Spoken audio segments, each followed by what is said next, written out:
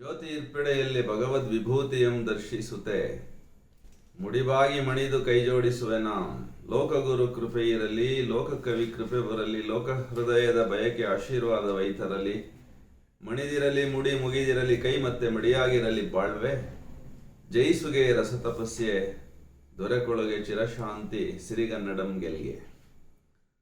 ಸ್ವಪ್ನದೇವಿಗೆ ತಪೋಲಕ್ಷ್ಮಿ ಸಂಚಿಕೆಯ ಕಡೆಯ 100 ಸಾಲುಗಳನ್ನು ನಾನು ನಿನ್ನೆ ವಾಚನ ಮಾಡಿರಲಿಲ್ಲ. ಅದನ್ನು ನಾನು ಈ ಹೊತ್ತಿಗೆ ಮಾಡೋಣ ಅಂಥೇಳಿ ನಿನ್ನೆ ಅಲ್ಲಿಗೆ ನಿಲ್ಲಿಸಿದ್ದೆ. ಇದು ಬಹಳ ಮುಖ್ಯವಾದಂಥ ಒಂದು ಕಾನ್ವರ್ಸೇಷನನ್ನು ಕುವೆಂಪು ಇಲ್ಲಿ ಚಿತ್ರಿಸ್ತಾರೆ. ಆ ಕಾರಣಕ್ಕಾಗಿ ಅದನ್ನು ನಾನು ಇವತ್ತು ಆ 100 ಸಾಲುಗಳನ್ನು ಸ್ವಲ್ಪ ಅರವಿಂದರ ಕೆಲವು ಸಾಲುಗಳೊಂದಿಗೆ ಸಮೀಕರಿಸಿ ಆಮೇಲೆ ಅವರು ಹೇಳಿದಂತೆ ಇವತ್ತಿನ ಸಂಚಿಕೆ ವಾಚನ ದ್ವಿತೀಯ ದಿನಂ ಸಾಧ್ಯವಾದರೆ ತಗೊಳ್ತೇನೆ. ಈ ಸ್ವಪ್ನದೇವಿಗೆ ತಪೋಲಕ್ಷ್ಮಿ ಅನ್ನುವಂಥ ಒಂದು ಕಾನ್ಸೆಪ್ಟ್ ಏನಿದೆ ಅದನ್ನು ನಾನು ನಿನ್ನೆ ದಿನ ಅಲ್ಲಿಗೆ ನಿಲ್ಲಿಸಿದ್ದೆ ನಾನು. ಯಾಕೆಂದರೆ ಅದು ಸಂಪೂರ್ಣವಾಗಿ ಕವಿಯ ಒಂದು ದಾರ್ಶನಿಕತೆಯನ್ನು ಕುರಿತಾದ ಸಾಲುಗಳು. ಅದನ್ನು ನಾನು ಇವತ್ತು ಶ್ರೀ ಅರವಿಂದರ ದರ್ಶನದೊಂದಿಗೆ ಸಮೀಕರಿಸ್ತಕ್ಕಂಥ ಒಂದು ಸಣ್ಣ ಪ್ರಯತ್ನವನ್ನು ಮಾಡುವವನಿದ್ದೇನೆ.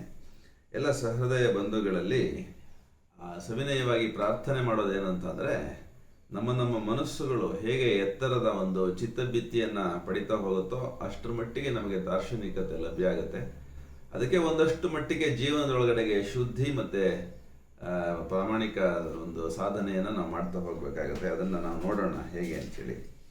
ಆ 100 ಸಾಲುಗಳು ಬಹಳ ಮುಖ್ಯವಾದವು. ಇವತ್ತಿನ ಈ ವಾಚನದ ಈ 100 ಸಾಲುಗಳು ಅತ್ಯಂತ ಒಂದು ಕುವೆಂಪು ಅವರ ದಾರ್ಶನಿಕ ಸಾಮರ್ಥ್ಯಕ್ಕೆ ಹಿಡಿದ ಕನ್ನಡಿಯಂತೆ ನನಗೆ ಕಾಣಿಸ್ತದೆ.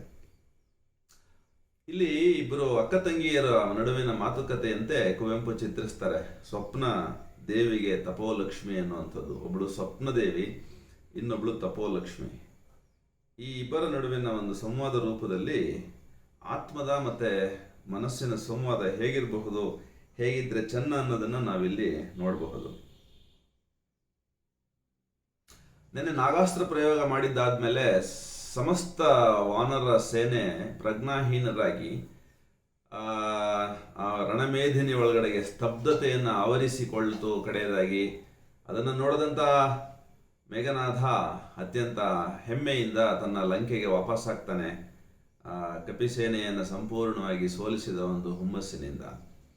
ಆ ಸಂದರ್ಭದಲ್ಲಿ ವಿಭೀಷಣ ಬಂದು ಅಲ್ಲಿ ಒಂದು ನಿಯತೀಕೃತ ನಿಷ್ಕೃತಿಯನ್ನು, ಈ ಕಪಿಸೇನೆಯನ್ನು ಬದುಕಿಸ್ತಕ್ಕಂಥ ಒಂದು ಕೆಲಸವನ್ನು ತನ್ನ ಮಂತ್ರಶಕ್ತಿಯಿಂದ ಮಾಡ್ತಾನೆ ಅನ್ನೋದನ್ನು ನಾನು ನೆನ್ನೆ ತಮ್ಮ ಮುಂದೆ ಇಟ್ಟಿದ್ದೆ. ಈಗ ಈ ಒಂದು ಯುದ್ಧ ಸನ್ನಿವೇಶದಲ್ಲಿ ಮೇಲೆ ನಭೋಗಾಮಿಯಾಗಿರ್ತಕ್ಕಂಥ ಈ ಇಬ್ಬರು ಸಹೋದರಿಯರು ಸ್ವಪ್ನದೇವಿ ಮತ್ತು ತಪೋಲಕ್ಷ್ಮಿಯರ ಒಂದು ಸಂವಾದ ಪ್ರಾರಂಭ ಆಗುತ್ತೆ.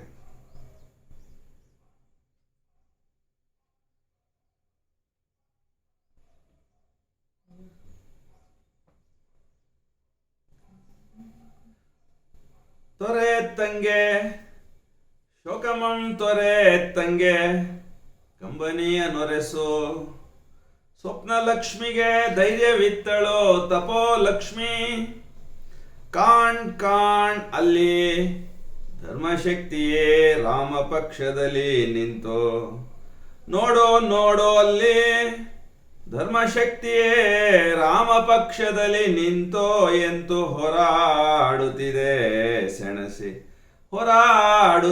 ಸೆಣಸಿ ದುಶಕ್ತಿಯಂ ನೋಡೋ, ಇಲ್ಲಿ ದೇಹಂಗಳುರುಳಿದ ಆ ಮಾತ್ರದಿಂ ಮುಗಿಯುವುದೇ ಆತ್ಮಕರ್ಮಂ, ತಂಗಿ ನೋಡೋ ಇಲ್ಲಿ ದೇಹಂಗಳುರುಳಿದ ಮಾತ್ರದಿಂ ಮುಗಿಯುವುದೇ ಆತ್ಮಕರ್ಮಂ, ವಿಶ್ವಶಕ್ತಿಗಳೇ ತಾಂ ದೇವತಾ ರೂಪಂಗಳಂ ತಾಳ್ದು ಚಲಿಸುತ್ತಿಹವಾಗಳೆಯೇ, ವಿಶ್ವಶಕ್ತಿಗಳೇ ತಾಂ ದೇವತಾ ರೂಪಂಗಳಂ ತಾಳ್ದು ಚಲಿಸುತ್ತಿಹವಾಗಳೆಯೇ ನೋಡದೋ, ಮನೋಮಯದ ಲೋಕದಲ್ಲಿ ವಿಶ್ವಶಕ್ತಿಗಳು ಚಲಿಸುತ್ತಿಹವು ನೋಡದೋ, ಅವರ ಇಚ್ಛೆ ತೋರ್ಪುದು ಅನ್ನಮಯದೋಳ್ ಪ್ರಕೃತಿ ನಿಯಮಗಳೋಲ್, ಆ ಇಚ್ಛೆಗೆ ವಿಧೇಯತೆಯೇ ಭಯಂ, ಆ ಭಯಕ್ಕೆ ಉರಿಯುವುದು ಅಗ್ನಿ, ಸೂರ್ಯನೆಸೆವನ್ ಯಮ ವರುಣ ಇಂದ್ರಾದಿಗಳ್ ಪಾಲಿಪರೋ ನಿತ್ಯ ಕರ್ತವ್ಯಮಂ ನೋಡದೋ ತಂಗಿ ನೋಡದೋ. ನೋಡುತ್ತಿರು ಭಗಿನಿ ಸೀತಾ ತಪೋ ಮಹಿಮೆಯಂ ನೋಡುತ್ತಿರೋ ಭಗಿನಿ. ಮುನಿದ ಒಡೆಯನ ಅಣತಿಗೆ ಬೆದರಿದ ಆಳುಗಳ್ ಎಂತೋ. ಮುನಿದ ಒಡೆಯನ ಅಣತಿಗೆ ಆಳುಗಳ್ ಎಂತೋ ಬೆದರಿ ತವ ಕದಿಂ ತಕಪಕನೆ ಕುದಿ ಕುದಿದು ಗದಗದಿಸಿ. ಕಜ್ಜದೇರ್ ನೊಗಕ್ಕೆ ಮಣಿದಾಂಪರೋ ಹೆಗಲ್ಗಳಂ ತಾನಂತೆವೋಲ್. ಸೃಷ್ಟಿ ಸೂತ್ರಂಗಳಂ ಹಿಡಿದು ನಡೆಯಿಪ ಸೃಷ್ಟಿ ಸೂತ್ರಂಗಳಂ ಹಿಡಿದು ನಡೆಯಿಪ ಜಗತ್ಶಕ್ತಿಯ ಅಮರ ದೂತರ್ಕಳಿ ಯುಧ ಮೇದಿನಿಯಿಂದ ಅವರ ಕರ್ಮಕ್ಕೆ ಅಗ್ರಮಂ ವೇದಿಕೆಯನಾಗಿಪರ್ ನೋಡದೋ. ನೋಡು ಭಗಿನಿ ಜಗತ್ಶಕ್ತಿಯ ಅಮರ ದೂತರ್ಕಳ್ ಈ ಯುದ್ಧ ಮೇದಿನಿಯ ಇಂದವರ ಕರ್ಮಕ್ಕೆ ಅಗ್ರಮಂ ವೇದಿಕೆಯನಾಗಿಪರ್ ನೋಡದೋ. ಮುನ್ನಡೆವುದಂ ನೋಡಿ ಜವದಿ ನಡೆದುವರೆ ದೇವಿಗೆ ಅನಿತುಮಂ ನೀಂ ಕಾಣ್ಬ ದೈವಿಕ ಮಹಾದೃಶ್ಯಮಂ. ಭಗಿನಿ ನೀನ್ ನಡೆ ನೋಡು ನೀಂ ಕಾಣ್ಬ ದೈವಿಕ ಮಹಾದೃಶ್ಯಮಂ ನೋಡು ದೈವಿಕ ದೃಶ್ಯಮಂ ನೋಡು ನಡೆ.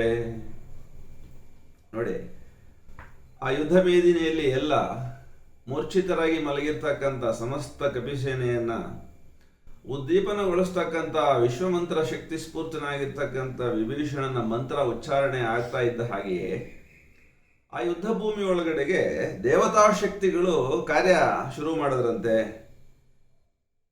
ಯಾವ ದೇವತಾ ಶಕ್ತಿಗಳು ಈ ಲೋಕವನ್ನು ನಡೆಸ್ತಾ ಇದ್ದಾವೋ, ಈ ದೇಹವನ್ನು ನಡೆಸ್ತಾ ಇದ್ದಾವೋ, ಈ ಪ್ರಕೃತಿಯನ್ನು ನಡೆಸ್ತಾ ಇದ್ದಾವೋ ಆ ಎಲ್ಲ ಶಕ್ತಿಗಳೇ ಆ ರಣಮೇದಿನಿ ಒಳಗಡೆಗೆ ತಮ್ಮ ತಮ್ಮ ಕೆಲಸಗಳನ್ನ ಮಾಡೋದಿಕ್ಕೆ ಬಂದಿದ್ದಾರಂತೆ. ಹೇಗೆ ಅಂದ್ರೆ, ರೈತ ತನ್ನ ನೇಗಿಲಿನ ನೊಗವನ್ನ ಮೇಲಕ್ಕೆ ಎತ್ತಿದ ತಕ್ಷಣ ಆ ಹಸುಗಳು ಅಥವಾ ದನಗಳು ಬಂದು ಹೇಗೆ ಹೆಗಲನ್ನ ಕೊಟ್ಟು ನಿಂತ್ಕೊಳ್ತಾವೋ ಹಾಗೆ ಯಾವುದೋ ಒಂದು ಸೃಷ್ಟಿಕರ್ತ ಶಕ್ತಿಗೆ ಹೆದರಿ ಈ ಒಂದು ಪಂಚಭೂತಾತ್ಮಕ ಶಕ್ತಿಗಳು ತಮ್ಮ ಕೆಲಸವನ್ನ ಮಾಡ್ತಾ ಇರೋ ಹಾಗೆ ಚಿತ್ರಿಸ್ತಾರೆ ಕುವೆಂಪು ಅವರು.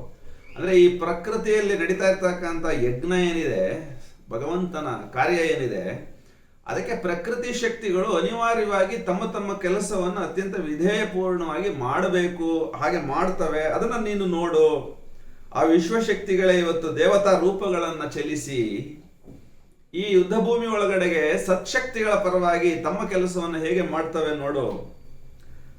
ಆ ವಿಶ್ವಶಕ್ತಿ ತನ್ನ ಕೆಲಸವನ್ನ ಮನೋಮಯದಲ್ಲಿ ಪ್ರಾರಂಭ ಮಾಡಿ ಪ್ರಾಣಮಯದಲ್ಲಿ ಸಂಚರಿಸಿ ಅನ್ನಮಯದೊಳಗಡೆಗೆ ಅಂದ್ರೆ ಅನ್ನಮಯದ ಭೂಮಿಕೆ ಒಳಗಡೆಗೆ ತಮ್ಮ ಕಾರ್ಯವನ್ನ ಮಾಡ್ತವೆ. ಹಾಗಾಗಿ ಇಲ್ಲಿ ಈ ಒಂದು ಅನ್ನಮಯದಲ್ಲಿ ಪ್ರಕೃತಿ ನಿಯಮಗಳಂತ ನಾವೇನ್ ನೋಡ್ತೀವಿ, ಆ ಪ್ರಕೃತಿ ನಿಯಮಗಳನ್ನ ಮಾಡಿರೋರು ಯಾರು, ಅದಕ್ಕೆ ಆಧಾರ ಯಾವುದು? ಅದು ವಿಶ್ವಶಕ್ತಿ ದೇವತಾ ಆ ಒಂದು ಸ್ವರೂಪದಲ್ಲಿ ಇಲ್ಲಿ ಪ್ರಕೃತಿ ಲೋಕದಲ್ಲಿ ನಿಯಮಗಳಂತೆ ಕೆಲಸ ಮಾಡ್ತಾ ಇದ್ದಾವೆ. ಆ ನಿಯಮಗಳನ್ನ ನೋಡೋದಾದ್ರೆ ಅಗ್ನಿ ಊರ್ಧ್ವ ಮುಖಿಯಾಗಿರ್ತಾನೆ, ನೀರು ಅಧೋಮುಖಿಯಾಗಿರ್ತದೆ, ವಾಯು ಸರ್ವಮುಖಿಯಾಗುತ್ತೆ, ಆಕಾಶ ನಿರ್ಮುಖಿಯಾಗಿರ್ತದೆ, ಪೃಥ್ವಿ ಕೇಂದ್ರಮುಖಿಯಾಗಿರ್ತದೆ. ನೋಡಿ ಪಂಚಭೂತಗಳಿಗೆ ಈ ಒಂದು ನಿಯತಿ ಇದೆ. ಇನ್ನೂ ಒಂದ್ಸರಿ ಹೇಳ್ತೇನೆ, ಪೃಥ್ವಿ ಕೇಂದ್ರಮುಖಿ. ಗ್ರಾವಿಟಿನಲ್ಲಿ ಹೇಳ್ತೀವಿ, gravity is the central force ಅಂತ ಹೇಳ್ತೀವಿ ನಾವು. ಯಾವುದೇ ಗ್ರಹದ ಮೇಲೆ ಗ್ರಾವಿಟಿ ಕೆಲಸ ಮಾಡ್ತಾ ಇದ್ರೆ ಅದು ಕೇಂದ್ರ ಬಂದು ಭೂಮಿಯ ಆ ಗ್ರಹದ ಕೇಂದ್ರ ಆಗಿರ್ತದೆ. ಎಲ್ಲವನ್ನ ತನ್ನ ಕಡೆಗೆ ಸೆಳಿತಾ ಇರುತ್ತದೆ gravitation force, that is central force.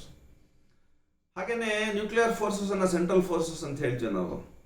ಪರಮಾಣು ಮತ್ತೆ ಅದರ ನಿರ್ವಹಣೆ ಮಾಡ್ತಾ ಇರ್ತಕ್ಕಂಥ ಫೋರ್ಸ್ ಯಾವುದಿದೆ ಅದು ಕೂಡ ಸೆಂಟ್ರಲ್ ಫೋರ್ಸ್ ಅಂತ ಹೇಳ್ತೀವಿ. ದಟ್ ಇಸ್ ಕಾಲ್ಡ್ ಸೆಂಟ್ರಲ್, ಕೇಂದ್ರಮುಖಿ. ನೀರು ಎತ್ತರದಿಂದ ಕೆಳಗಡೆಗೆ ಇಳಿತದೆ, ಅದು ಮೇಲಕ್ಕೆ ಹತ್ತೋದಿಲ್ಲ, ಅದಕ್ಕೆ ಅಧೋಮುಖಿ ಅಂತ ಕರಿತೀವಿ. ಅಗ್ನಿ ಮೇಲಕ್ಕೆ ಹೋಗುತ್ತೆ, ನೀವೆಲ್ಲನ ಬೆಂಕಿ ಹೆಚ್ಚಿದ ಮೇಲಕ್ಕೆ ಹೋಗುತ್ತದೆ, ಅಗ್ನಿ ಊರ್ಧ್ವಮುಖಿ. ವಾಯು ಸರ್ವಮುಖಿ, ಎಲ್ಲ ದಿಕ್ಕುಗಳಲ್ಲಿ ಗಾಳಿ ಸಂಚರಿಸಬೇಕು, ಅದು ನಿಯಮ, ಅದಕ್ಕೆ ಅದನ್ನು ಮಾಡ್ತಾ ಹೋಗುತ್ತೆ. ಆಕಾಶ ನಿರ್ಮುಖಿ, ಅದಕ್ಕೆ ನಿರಾಕಾರ ಗುಣ ಇದೆ, ಅದಕ್ಕಾಗಿ ಮುಖ ಇಲ್ಲ, ಅದಕ್ಕೆ ಸರ್ವಗತ, ಅದು ಎಲ್ಲವನ್ನ ತನ್ನೊಳಗಡೆಗೆ ಇಟ್ಕೊಂಡಿದೆ. ಆಕಾಶದಲ್ಲೇ ಎಲ್ಲ ಇರುವಂಥದ್ದು, ನಮ್ಮ ತಾರೆ ನೀಹಾರಿಕೆಗಳು ಗ್ಯಾಲಾಕ್ಸಿಗಳೆಲ್ಲ ಇರುವಂಥದ್ದು ಆಕಾಶದಲ್ಲೇನೆ. ಹಾಗಾಗಿ ಅದು ನಿರ್ಮುಖಿ. ಇದು ಪಂಚಭೂತಗಳಲ್ಲಿ ಪಂಚಭೂತದ ಪ್ರಪಂಚದಲ್ಲಿ ಇರ್ತಕ್ಕಂಥ ನಿಯಮ. ಮಾಡಿದವರು ಯಾರು? ಉತ್ತರ ವಿಜ್ಞಾನ ಹೇಳಕ್ಕಾಗಲ್ಲ. ಅದನ್ನು ನಾವಿಲ್ಲಿ ಕುವೆಂಪು ಹೇಳ್ತಾ ಇದ್ದಾರೆ, ವಿಶ್ವಶಕ್ತಿಗಳೇ ದೇವತಾ ರೂಪಂಗಳಂ ತಾಳ್ದು ಚಲಿಸುತ್ತಿಹವಾಗಳೇ ಅವರಿಚ್ಛೆ ತೋರ್ಪುದು ಅನ್ನಮಯದವಳು ಪ್ರಕೃತಿ ನಿಯಮಗಳು. ಇಷ್ಟೇ ಹೇಳ್ತಾರೆ ಕುವೆಂಪು ಅವರು. ಅವರ ಇಚ್ಛೆ ಏನಿದೆ ಅದು ಪ್ರಕೃತಿ ನಿಯಮ. ನೀರು ಯಾಕೆ ಕೆಳಗಡೆಗೆ ಎರಿಬೇಕು, ಅದು ಅದರ ಇಚ್ಛೆ. ಯಾಕೆ ಅಗ್ನಿ ಮೇಲ್ಮುಖವಾಗಿ ಉರಿಬೇಕು, ಅದು ಅದರ ಇಚ್ಛೆ. ಯಾಕೆ ಪೃಥ್ವಿ ತನ್ನ ಕಡೆಗೆ ಎಲ್ಲವನ್ನ ಸೆಳಿಬೇಕು, ಅದು ಅದರ ಇಚ್ಛೆ. ಈ ಇಚ್ಛೆ ಯಾಕೆ ಅದಕ್ಕಿದೆ ಅನ್ನೋದನ್ನ ಯಾರು ಹೇಳಲಿಕ್ಕೆ ಬರೋದಿಲ್ಲ. ಯಾಕೆ ಅನ್ನೋ ಪ್ರಶ್ನೆಗೆ ಭೂಲೋಕದಲ್ಲಿ ಯಾರು ಉತ್ತರ ಹೇಳಕ್ಕೆ ಸಾಧ್ಯವಿಲ್ಲ. ಯಾವ ವಿಜ್ಞಾನಿಯೂ ಹೇಳಕ್ಕಾಗಲ್ಲ, ಯಾವ ತತ್ವಜ್ಞಾನಿಯೂ ಹೇಳಕ್ಕಾಗಲ್ಲ. ಯಾಕೆಂದ್ರೆ ಅದು ಈಶ್ವರ ಇಚ್ಛೆ. ಇಂದ್ರಾದಿಗಳು ಪಾಲಿಪರು ನಿತ್ಯ ಕರ್ತವ್ಯ. ನೋಡುತ್ತಿರು ಭಗಿನಿ, ನೋಡು ಯಾವುದು ಇಂದ್ರಿಯಗಳಲ್ಲಿ ಕೆಲಸ ಮಾಡ್ತಾ ಇದೆಯೋ ಶಕ್ತಿ, ಅದು ಇಂದ್ರ. ಅಂದ್ರೆ ತಾನು ಮಾಡಲೇಬೇಕು ಆ ಕೆಲಸವನ್ನ. ಕಣ್ಣು ನೋಡ್ಲೇಬೇಕು, ಕಿವಿ ಕೇಳಲೇಬೇಕು, ಚರ್ಮ ಸ್ಪರ್ಶಿಸಲೇಬೇಕು, ನಾಲ್ಗೆ ರಸವನ್ನ ತಿಳಿಲೇಬೇಕು, ಮೂಗು ವಾಸನೆಯನ್ನ ಹೇಳಲೇಬೇಕು. ಕಣ್ಣು ಕೇಳೋದಿಲ್ಲ, ಕಿವಿ ನೋಡೋದಿಲ್ಲ, ನಾಲಿಗೆ ಸ್ಪರ್ಶಿಸೋದಿಲ್ಲ, ಚರ್ಮ ರುಚಿ ಹೇಳೋದಿಲ್ಲ. ನೋಡಿ, ಪಂಚಭೂತಗಳಿಗೆ ಪಂಚೇಂದ್ರಿಯಗಳಿಗೆ ಕರ್ತವ್ಯ ನಿಷ್ಠೆ ಇದೆ, ಅದನ್ನ ಬದಲಾಯಿಸಕ್ ಬರೋದಿಲ್ಲ. ಈ ಎಲ್ಲ ನಿಯಮಗಳನ್ನು ಮಾಡಿರೋರು ಯಾರು? ಅದು ಅವಿಧೇಯತೆಯನ್ನು ತೋರಿಸೋ ಹಾಗಿಲ್ಲ. ನಾಲಿಗೆ ಅದ್ರ ಮೇಲೆ ಏನಾಗ್ತೀವೋ ಅದನ್ನ ಹೇಳಲೇಬೇಕು. ಕಣ್ಣು ಬಿಟ್ಟ ತಕ್ಷಣ ಕಣ್ಣೆದುರಿಗಿರೋಂಥದ್ದನ್ನ ಕಣ್ಣು ಹೇಳಲೇಬೇಕು. ಕಿವಿಗೆ ಶಬ್ದ ಹಾಕ್ತಿದ್ದಂಗೆ ಅದೇನು ಅಂತ ಕಿವಿ ಹೇಳಲೇಬೇಕು. ಇದು ನೋಡಿ ನಿತ್ಯ ಕರ್ತವ್ಯ ಇಂದ್ರಿಯಗಳಿಗೆ ಮತ್ತೆ ಇಂದ್ರ ಶಕ್ತಿಗಳಿಗೆ. ಹೀಗೆ ಈ ರಣಮೇಧಿನಿಯಲ್ಲಿ ವಿಶ್ವಶಕ್ತಿಗಳು ಕೆಲಸದಲ್ಲಿ ನಿರತವಾಗಿದ್ದಾವೆ. ನೋಡು, ಅದನ್ನು ಹೋಗಿ ನೀನು ಜಗತ್ತಿನ ಶಕ್ತಿಯ ಅಮರ ದೂತರುಗಳಾಗಿರ್ತಕ್ಕಂಥ ಈ ದೂತರು ಎಷ್ಟು ಚೆನ್ನಾಗಿ ಕೆಲಸ ಮಾಡ್ತಾ ಇದ್ದಾರೆ ಅನ್ನೋದನ್ನ ಸೀತಾಮಾತೆಗೆ ಹೋಗಿ ಹೇಳು ನೀನು. ಅಲ್ಲಿ ಅಶೋಕವನದಲ್ಲಿ ತನ್ನ ತಪಶಕ್ತಿಯಿಂದ ಸಮಸ್ತ ಪ್ರಕೃತಿಯನ್ನು ಚಾಲಿಸ್ತಾ ಇರ್ತಕ್ಕಂಥ ಆ ದೇವತೆ ಏನಿದ್ದಾಳೆ, ಚೈತ್ಯ ಸಂಪ್ರಜ್ಞೆ ಏನಿದ್ದಾಳೆ, ಆಕೆಗೆ ಹೋಗಿ ಹೇಳು ನೀನು, ನಿನ್ನ ಇಚ್ಛೆಯಂತೆ ಎಲ್ಲ ನಡೀತಾ ಇದೆಯಮ್ಮ ಪ್ರಕೃತಿ ಲೋಕದಲ್ಲಿ ಅಂತ ಹೇಳು. ಅದೇ ಸೀತೆಯ ಹುಟ್ಟಿನ ಸೃಷ್ಟಿ ರಹಸ್ಯ. ಸೀತೆ ಬಂದದ್ದು ಮಣ್ಣಿಂದ ಅಂತ ಹೇಳ್ತಾರೆ, ಪ್ರಕೃತಿ ಮಾತೆ ಅಂತ ಹೇಳ್ತಾರೆ ಸೀತೆಗೆ. ಏನದರ ಅರ್ಥ ಅಂದ್ರೆ ಪ್ರಕೃತಿಯ ಹಿಂದೆಗಡೆಗೆ ಕೆಲಸ ಮಾಡ್ತಾ ಇರ್ತಕ್ಕಂಥ ನಿಗೂಢ ಚೈತನ್ಯದ ಅಂಶವೇ ಸೀತಾ. ಅದು ನಮ್ಮಲ್ಲೂ ಕೆಲಸ ಮಾಡ್ತಾ ಇದೆ, ಸಮಸ್ತ ಪ್ರಕೃತಿಯಲ್ಲಿ ಕೆಲಸ ಮಾಡ್ತಾ ಇದೆ. ಇದು ದಾರ್ಶನಿಕತೆ. ಸೀತಾ ತಪೋ ಮಹಿಮೆಯಂ ನೋಡುತ್ತೀರೋ ಪಾಲಿಪರು ನಿತ್ಯ ಮಹಿಮೆಯಂ ನಿತ್ಯ ಕರ್ತವ್ಯಮಂ ಪಾಲಿಪರೋ ನೋಡುತ್ತೀರೋ. ಸೀತೆಯ ತಪಸ್ಸು ಅಂದ್ರೆ ಚೈತ್ಯ ಶಕ್ತಿಯ ಚೈತನ್ಯದ ತಪಸ್ಸಿನ ಕಾರಣಕ್ಕಾಗಿ ಈ ಪ್ರಕೃತಿಯ ಈ ಒಂದು ಎಲ್ಲ ಶಕ್ತಿಗಳು ತಮ್ಮ ತಮ್ಮ ಕರ್ತವ್ಯದಲ್ಲಿ ನಿರತವಾಗಿದ್ದಾವೆ ಅನ್ನೋದು ಸೂಚ್ಯ. ಇದನ್ನು ಅರವಿಂದ್ರ ಹೇಗೆ ಹೇಳ್ತಾರೆ ಅನ್ನೋದನ್ನ ನಾನು ಒಂದ್ಸರಿ ನಿಮಗೆ ಇಲ್ಲಿ ಹೇಳ್ತೀನಿ. ಅರವಿಂದ್ರದ್ದು ಇಂಗ್ಲಿಷು, ಅವ್ರದ್ದು ಸಾವಿತ್ರಿ ಮಹಾಕಾವ್ಯದ ಭಾಷೆ. In a downpour of supernal light it reads the black inconsign's enigmatic script, recorded in 100 shadowy screeds, an inert world's obscure enormous drift. All flames is torn and burned and cast away. There slept the tables of the ignorance. There the dumb dragon edicts of her sway. The scriptures of necessity and chance. Pure is the huge foundation left and nude, a boundless mirror of God's infinitude. ಈ ಥರದಲ್ಲಿ ಅವರು ಸಾವಿತ್ರಿನೊಳಗಡೆ ಹೇಳ್ತಾ ಹೋಗ್ತಾರೆ. ಇನ್ನೊಂದು ಕಡೆಗೆ ಅವರು ಬಹಳ ಸೊಗಸಾದಂಥ ಒಂದು ಸಾಲುಗಳನ್ನು ಚಿತ್ರಿಸ್ತಾರೆ. ಇಲ್ಲಿ ನೋಡಿ. A heavenly process dawned this grey disguise, a fallen ignorance in its covert night, labored to achieve its dumb unseemingly work, a camouflage of the inconsigned's need to release the glory of God in nature's mud.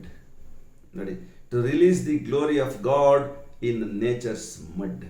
ಇದು ಭಗವಂತನ ಸುಪ್ತ ದೈವಿಕತೆಯನ್ನ ಮಣ್ಣಿನ ಈ ಅಂಗದೊಳಗಡೆಗೆ, ಮೃಣ್ಮಯವಾದ ಶರೀರದೊಳಗಡೆಗೆ ಪ್ರಕಟಿಸ್ಲಿಕ್ಕಾಗಿ ಆ ದೇವತಾ ಶಕ್ತಿಗಳು ಕಾರ್ಯಾಚರಣೆ ಮಾಡ್ತಾ ಇದ್ದಾವೆ ಈ ಮನುಷ್ಯ ಶರೀರದಲ್ಲಿ ಅಂತ ಹೇಳಿ ಸಾವಿತ್ರಿ ಮಹಾಕಾವ್ಯದಲ್ಲಿ ಹೇಳ್ತಾರೆ.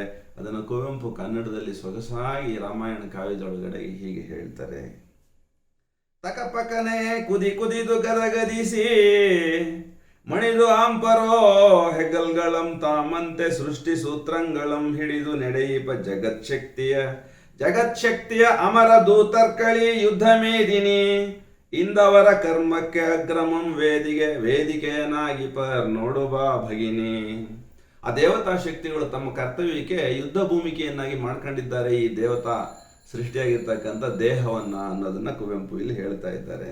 ಇನ್ನೂ ಚೆನ್ನಾಗಿ ಹೇಳ್ತಾರೆ ಮುಂದೆಗಡೆಗೆ, ಕೇಳ್ದುಮಾ ಶುಭದ ದೈವೇಚ್ಛಯಂ ತದಿಚ್ಛಾಂತರ್ಗತ ತನ್ನ ಕೈಕೊಳ್ಳುವ ನೈಸರ್ಗಿಕ ವಿಧಾನಮೆಂಬುದಂ ಕರ್ಮ ಮರ್ಮಮಂ ತಿಳಿದ ಆ ವಿಭೀಷಣಂ ಧರ್ಮವೇತ್ತಂ ರಾಕ್ಷಸೋತ್ತಮಂ ಮುನ್ನಡೆದು ಗೈದುದಂ ಕವಿಕರ್ಮ ರಮಣೀಯಮಪ್ಪಂತೆ ಬಣ್ಣಿಪನ್ ಸ್ವಪ್ನ ಸುಂದರಿಗೆ ಕಂಡಂದದಿಂ ಮನೋಲೋಕ ಸುಭಗಮಂ ಸ್ವಚ್ಛಂದಮಂ ಮೇಣ್ ರಸಪ್ರತೀತಿಯ ಸತ್ಯತರಮಂ ಬಣ್ಣಿಪ್ಪೆನ್ ಕವಿಕರ್ಮ ರಮಣೀಯಮಪ್ಪಂತೆ ಬಣ್ಣಿಪೆನ್. ಮಹಾಕವಿ, ದಾರ್ಶನಿಕ, ಯುಗದ ಕವಿ, ಜಗದ ಕವಿ ತನ್ನ ಈ ಒಂದು ಅದ್ಭುತವಾದಂಥ ದಾರ್ಶನಿಕತೆಯನ್ನು 4 ಸಾಲುಗಳಲ್ಲಿ ಹೇಳ್ತಾರೆ. ಏನು ಹೇಳ್ತಾರೆ? ದೇವೇಚ್ಛೆ ತದಿತ್ತ ಇಚ್ಛಾಂತರ್ಗತ, ಅಂದರೆ ಪ್ರತಿಯೊಂದು ವಸ್ತು ಸೃಷ್ಟಿಯ ಹಿಂದೆಗಡೆಗೆ ಒಂದು ಇಚ್ಛೆ ಆಗಲೇ ವಸ್ತು ಸೃಷ್ಟಿಗೆ ಪೂರ್ವದಲ್ಲಿಯೇ ಕಾರ್ಯನಿರತವಾಗಿದ್ದಾಗ ಮಾತ್ರ ಆ ಸೃಷ್ಟಿ ಹಾಗೆ ತಯಾರಾಗಲಿಕ್ಕೆ ಸಾಧ್ಯವಾಗುತ್ತೆ. ಮೆಣಸಿನಕಾಯಿ ಖಾರವೇ ಇರಬೇಕು, ಕಬ್ಬು ಸಿಹಿಯೇ ಇರಬೇಕು, ಟೊಮೆಟೊ ಹುಳಿಯೇ ಇರಬೇಕು. ಯಾರು ಅದನ್ನು ಹೇಳಿದ್ದು? ಟೊಮೆಟೊ ಹುಳಿಯೇ ಇರಬೇಕು, ಮೆಣಸಿನಕಾಯಿ ಖಾರವೇ ಇರಬೇಕು, ಕಬ್ಬು ಸಿಹಿಯೇ ಇರಬೇಕು ಅಂತ ಹೇಳಿದ್ಯಾರು? ಸೃಷ್ಟಿ ಆಗುವಾಗಲೇ ಆ ಇಚ್ಛೆ ಅಂತರ್ಗತವಾಗಿ ಇದ್ದಾಗ ಮಾತ್ರ ಕಬ್ಬು ಸಿಹಿ ರಸವನ್ನು ಮಾಡ್ತದೆ, ಟೊಮೆಟೊ ಹುಳಿಯನ್ನು ಮಾಡ್ತದೆ, ಮೆಣಸಿನಕಾಯಿ ಖಾರವನ್ನು ತಯಾರು ಮಾಡ್ತದೆ. ಎಲ್ಲ ಪ್ರಕೃತಿ ಪಂಚಭೂತಗಳಿಂದನೇ ಆಗುವಂಥದ್ದು. ಮಣ್ಣು, ನೀರು, ಗೊಬ್ಬರ, ಗಾಳಿ, ಸೂರ್ಯನ ಬಿಸಿಲೆಲ್ಲ ಒಂದೇ. ಕಬ್ಬಿಗೆ, ಮೆಣಸಿನ ಗಿಡಕ್ಕೆ, ಟೊಮೆಟೊಗೆ, ಕಡಲೆ ಗಿಡಕ್ಕೆ, ಆಲೂಗಡ್ಡೆಗೆ. ಆದರೆ ತಯಾರಾಗ್ತಕ್ಕಂಥ ವಸ್ತುಗಳು ಭಿನ್ನವಾಗ್ತವೆ. ಎಲ್ಲಿ ಯಾರು ಆ ಒಂದು ತೀರ್ಮಾನವನ್ನು ಹೇರಿದ್ದು ಹೀಗೆ ಆಗಬೇಕು ಇದು ಅಂಥೇಳಿ? ದೈವೇಚ್ಛೆ ತದಿ ಇಚ್ಛಾಂತರ್ಗತಂ, ವಸ್ತು ತಯಾರಾಗುವ ಪೂರ್ವದಲ್ಲಿಯೇ ಇಚ್ಛೆಯಂತೆ, ಈಶ್ವರ ಇಚ್ಛೆಯಂತೆ ತಯಾರಾಗುತ್ತೆ. ತನ್ನ ಕೈಕೊಳ್ಳುವ ನೈಸರ್ಗಿಕ ವಿಧಾನಮೆಂಬುದಂ ಕರ್ಮ ಮರ್ಮಮಂ, ಕರ್ಮ ಅಕರ್ಮ ಅಂಥೇಳಿ 2 ಶಬ್ದಗಳನ್ನು ಸೇರಿಸಿದಾಗ ಕರ್ಮ ಅನ್ನೋ ಶಬ್ದ ಬರುತ್ತೆ. ಭಗವದ್ಗೀತೆಯ ಬೋಧೆ ಕುವೆಂಪು ಅವರು 2 ಸಾಲುಗಳಲ್ಲಿ ಹೇಳಲಿಕ್ಕೆ ಪ್ರಯತ್ನ ಮಾಡ್ತಾ ಇದ್ದಾರೆ. ಕರ್ಮ ಅಂದರೆ ಏನು, ಅಕರ್ಮ ಅಂದರೆ ಏನು? ಕರ್ಮ ಅಂದರೆ ಅತ್ಯಂತ ಸ್ವಾರ್ಥಕ್ಕಾಗಿ, ತನ್ನ ಇಚ್ಛೆಯನ್ನು ಈಡೇರಿಸ್ಕೊಳ್ಳೋದಕ್ಕಾಗಿ ದೇಹ, ಪ್ರಾಣ, ಮನಸ್ಸು, ಬುದ್ಧಿಗಳನ್ನು ತೊಡಗಿಸ್ತಕ್ಕಂಥದ್ದು ಕರ್ಮ. ಕರ್ಮ ಅಂತ ಅಂದರೆ ಅದರ ಫಲ ನಮಗೆ ಗ್ಯಾರಂಟಿ ಇರ್ತದೆ. ನಾವೇನು ಕರ್ಮದಲ್ಲಿ ತೊಡಗ್ತೀವಿ ಅದರ ಫಲವನ್ನು ನಾವು ಸ್ವೀಕರಿಸಲೇಬೇಕು. ಒಳ್ಳೆ ಕರ್ಮ ಮಾಡಿದ್ರೆ ಒಳ್ಳೆ ಫಲ, ಕೆಟ್ಟ ಕರ್ಮಗಳನ್ನು ಮಾಡಿದ್ರೆ ಕೆಟ್ಟ ಫಲ. ಭಾಳ ಸೊಗಸಾಗಿ ಹೇಳ್ತಾರೆ, ಯದ್ಭಾವಂ ತದ್ಭವತಿ ಅಂತ ಹೇಳಿ. ನಾವು ಹೇಗೆ ಭಾವಿಸ್ತೀವಿ ಹಾಗೆ ನಮ್ಮ ಬದುಕು ನಡೀತದೆ, ಭವಿಸ್ತದೆ, ಹಾಗೆ ಇರ್ತದೆ ಅಂತ ಹೇಳಿ. ಇದು ಕೂಡ ನಮ್ಮ ಜನಪದರು ಹೇಳಿರ್ತಕ್ಕಂಥ ಮಾತು. ಈ ಮರ್ಮವನ್ನ ವಿಭೀಷಣ ಅರ್ತಿದ್ನಂತೆ. ಅದು ಅವನದು ಏನು? ಅಕರ್ಮ ಅಂದ್ರೆ ತನ್ನ ಸ್ವಾರ್ಥಕ್ಕಾಗಿ ಮಾಡ್ತಾ ಇಲ್ಲ ಅವನು, ರಾಮನ ಸ್ವಾರ್ಥಕ್ಕಾಗಿ ಮಾಡ್ತಾ ಇಲ್ಲ ಅವನು, ಅಥವಾ ದ್ವೇಷಕ್ಕಾಗಿ, ರಾವಣನ ಮೇಲೆ ದ್ವೇಷಕ್ಕಾಗಿ ಇಲ್ಲಿ ಅವನು ಕರ್ಮಿಯಾಗಿಲ್ಲ. ಯುದ್ಧ ಭೂಮಿಯಲ್ಲಿ ತನಗೆ ತಿಳಿದಿರ್ತಕ್ಕಂಥ ಮಂತ್ರವಿದ್ಯೆ, ತಂತ್ರವಿದ್ಯೆ, ಯಂತ್ರವಿದ್ಯೆಯನ್ನ ಯಾವ ಮುಂದಿನ ಸಿಂಹಾಸನದ ಮೇಲಿನ ಆಸೆಗಾಗಿ ಮಾಡ್ತಾ ಇಲ್ಲ ವಿಭೀಷಣ. ತನ್ನ ಜ್ಞಾನವನ್ನ ಜೀವದ ಉನ್ಮೇಷಣಕ್ಕಾಗಿ ವಿನಿಯೋಗಿಸಬೇಕು, ಅದು ನನ್ನ ಕರ್ತವ್ಯ ಅಂತ ಹೇಳಿ ಮಾಡ್ತಾ ಇದ್ದಾನೆ.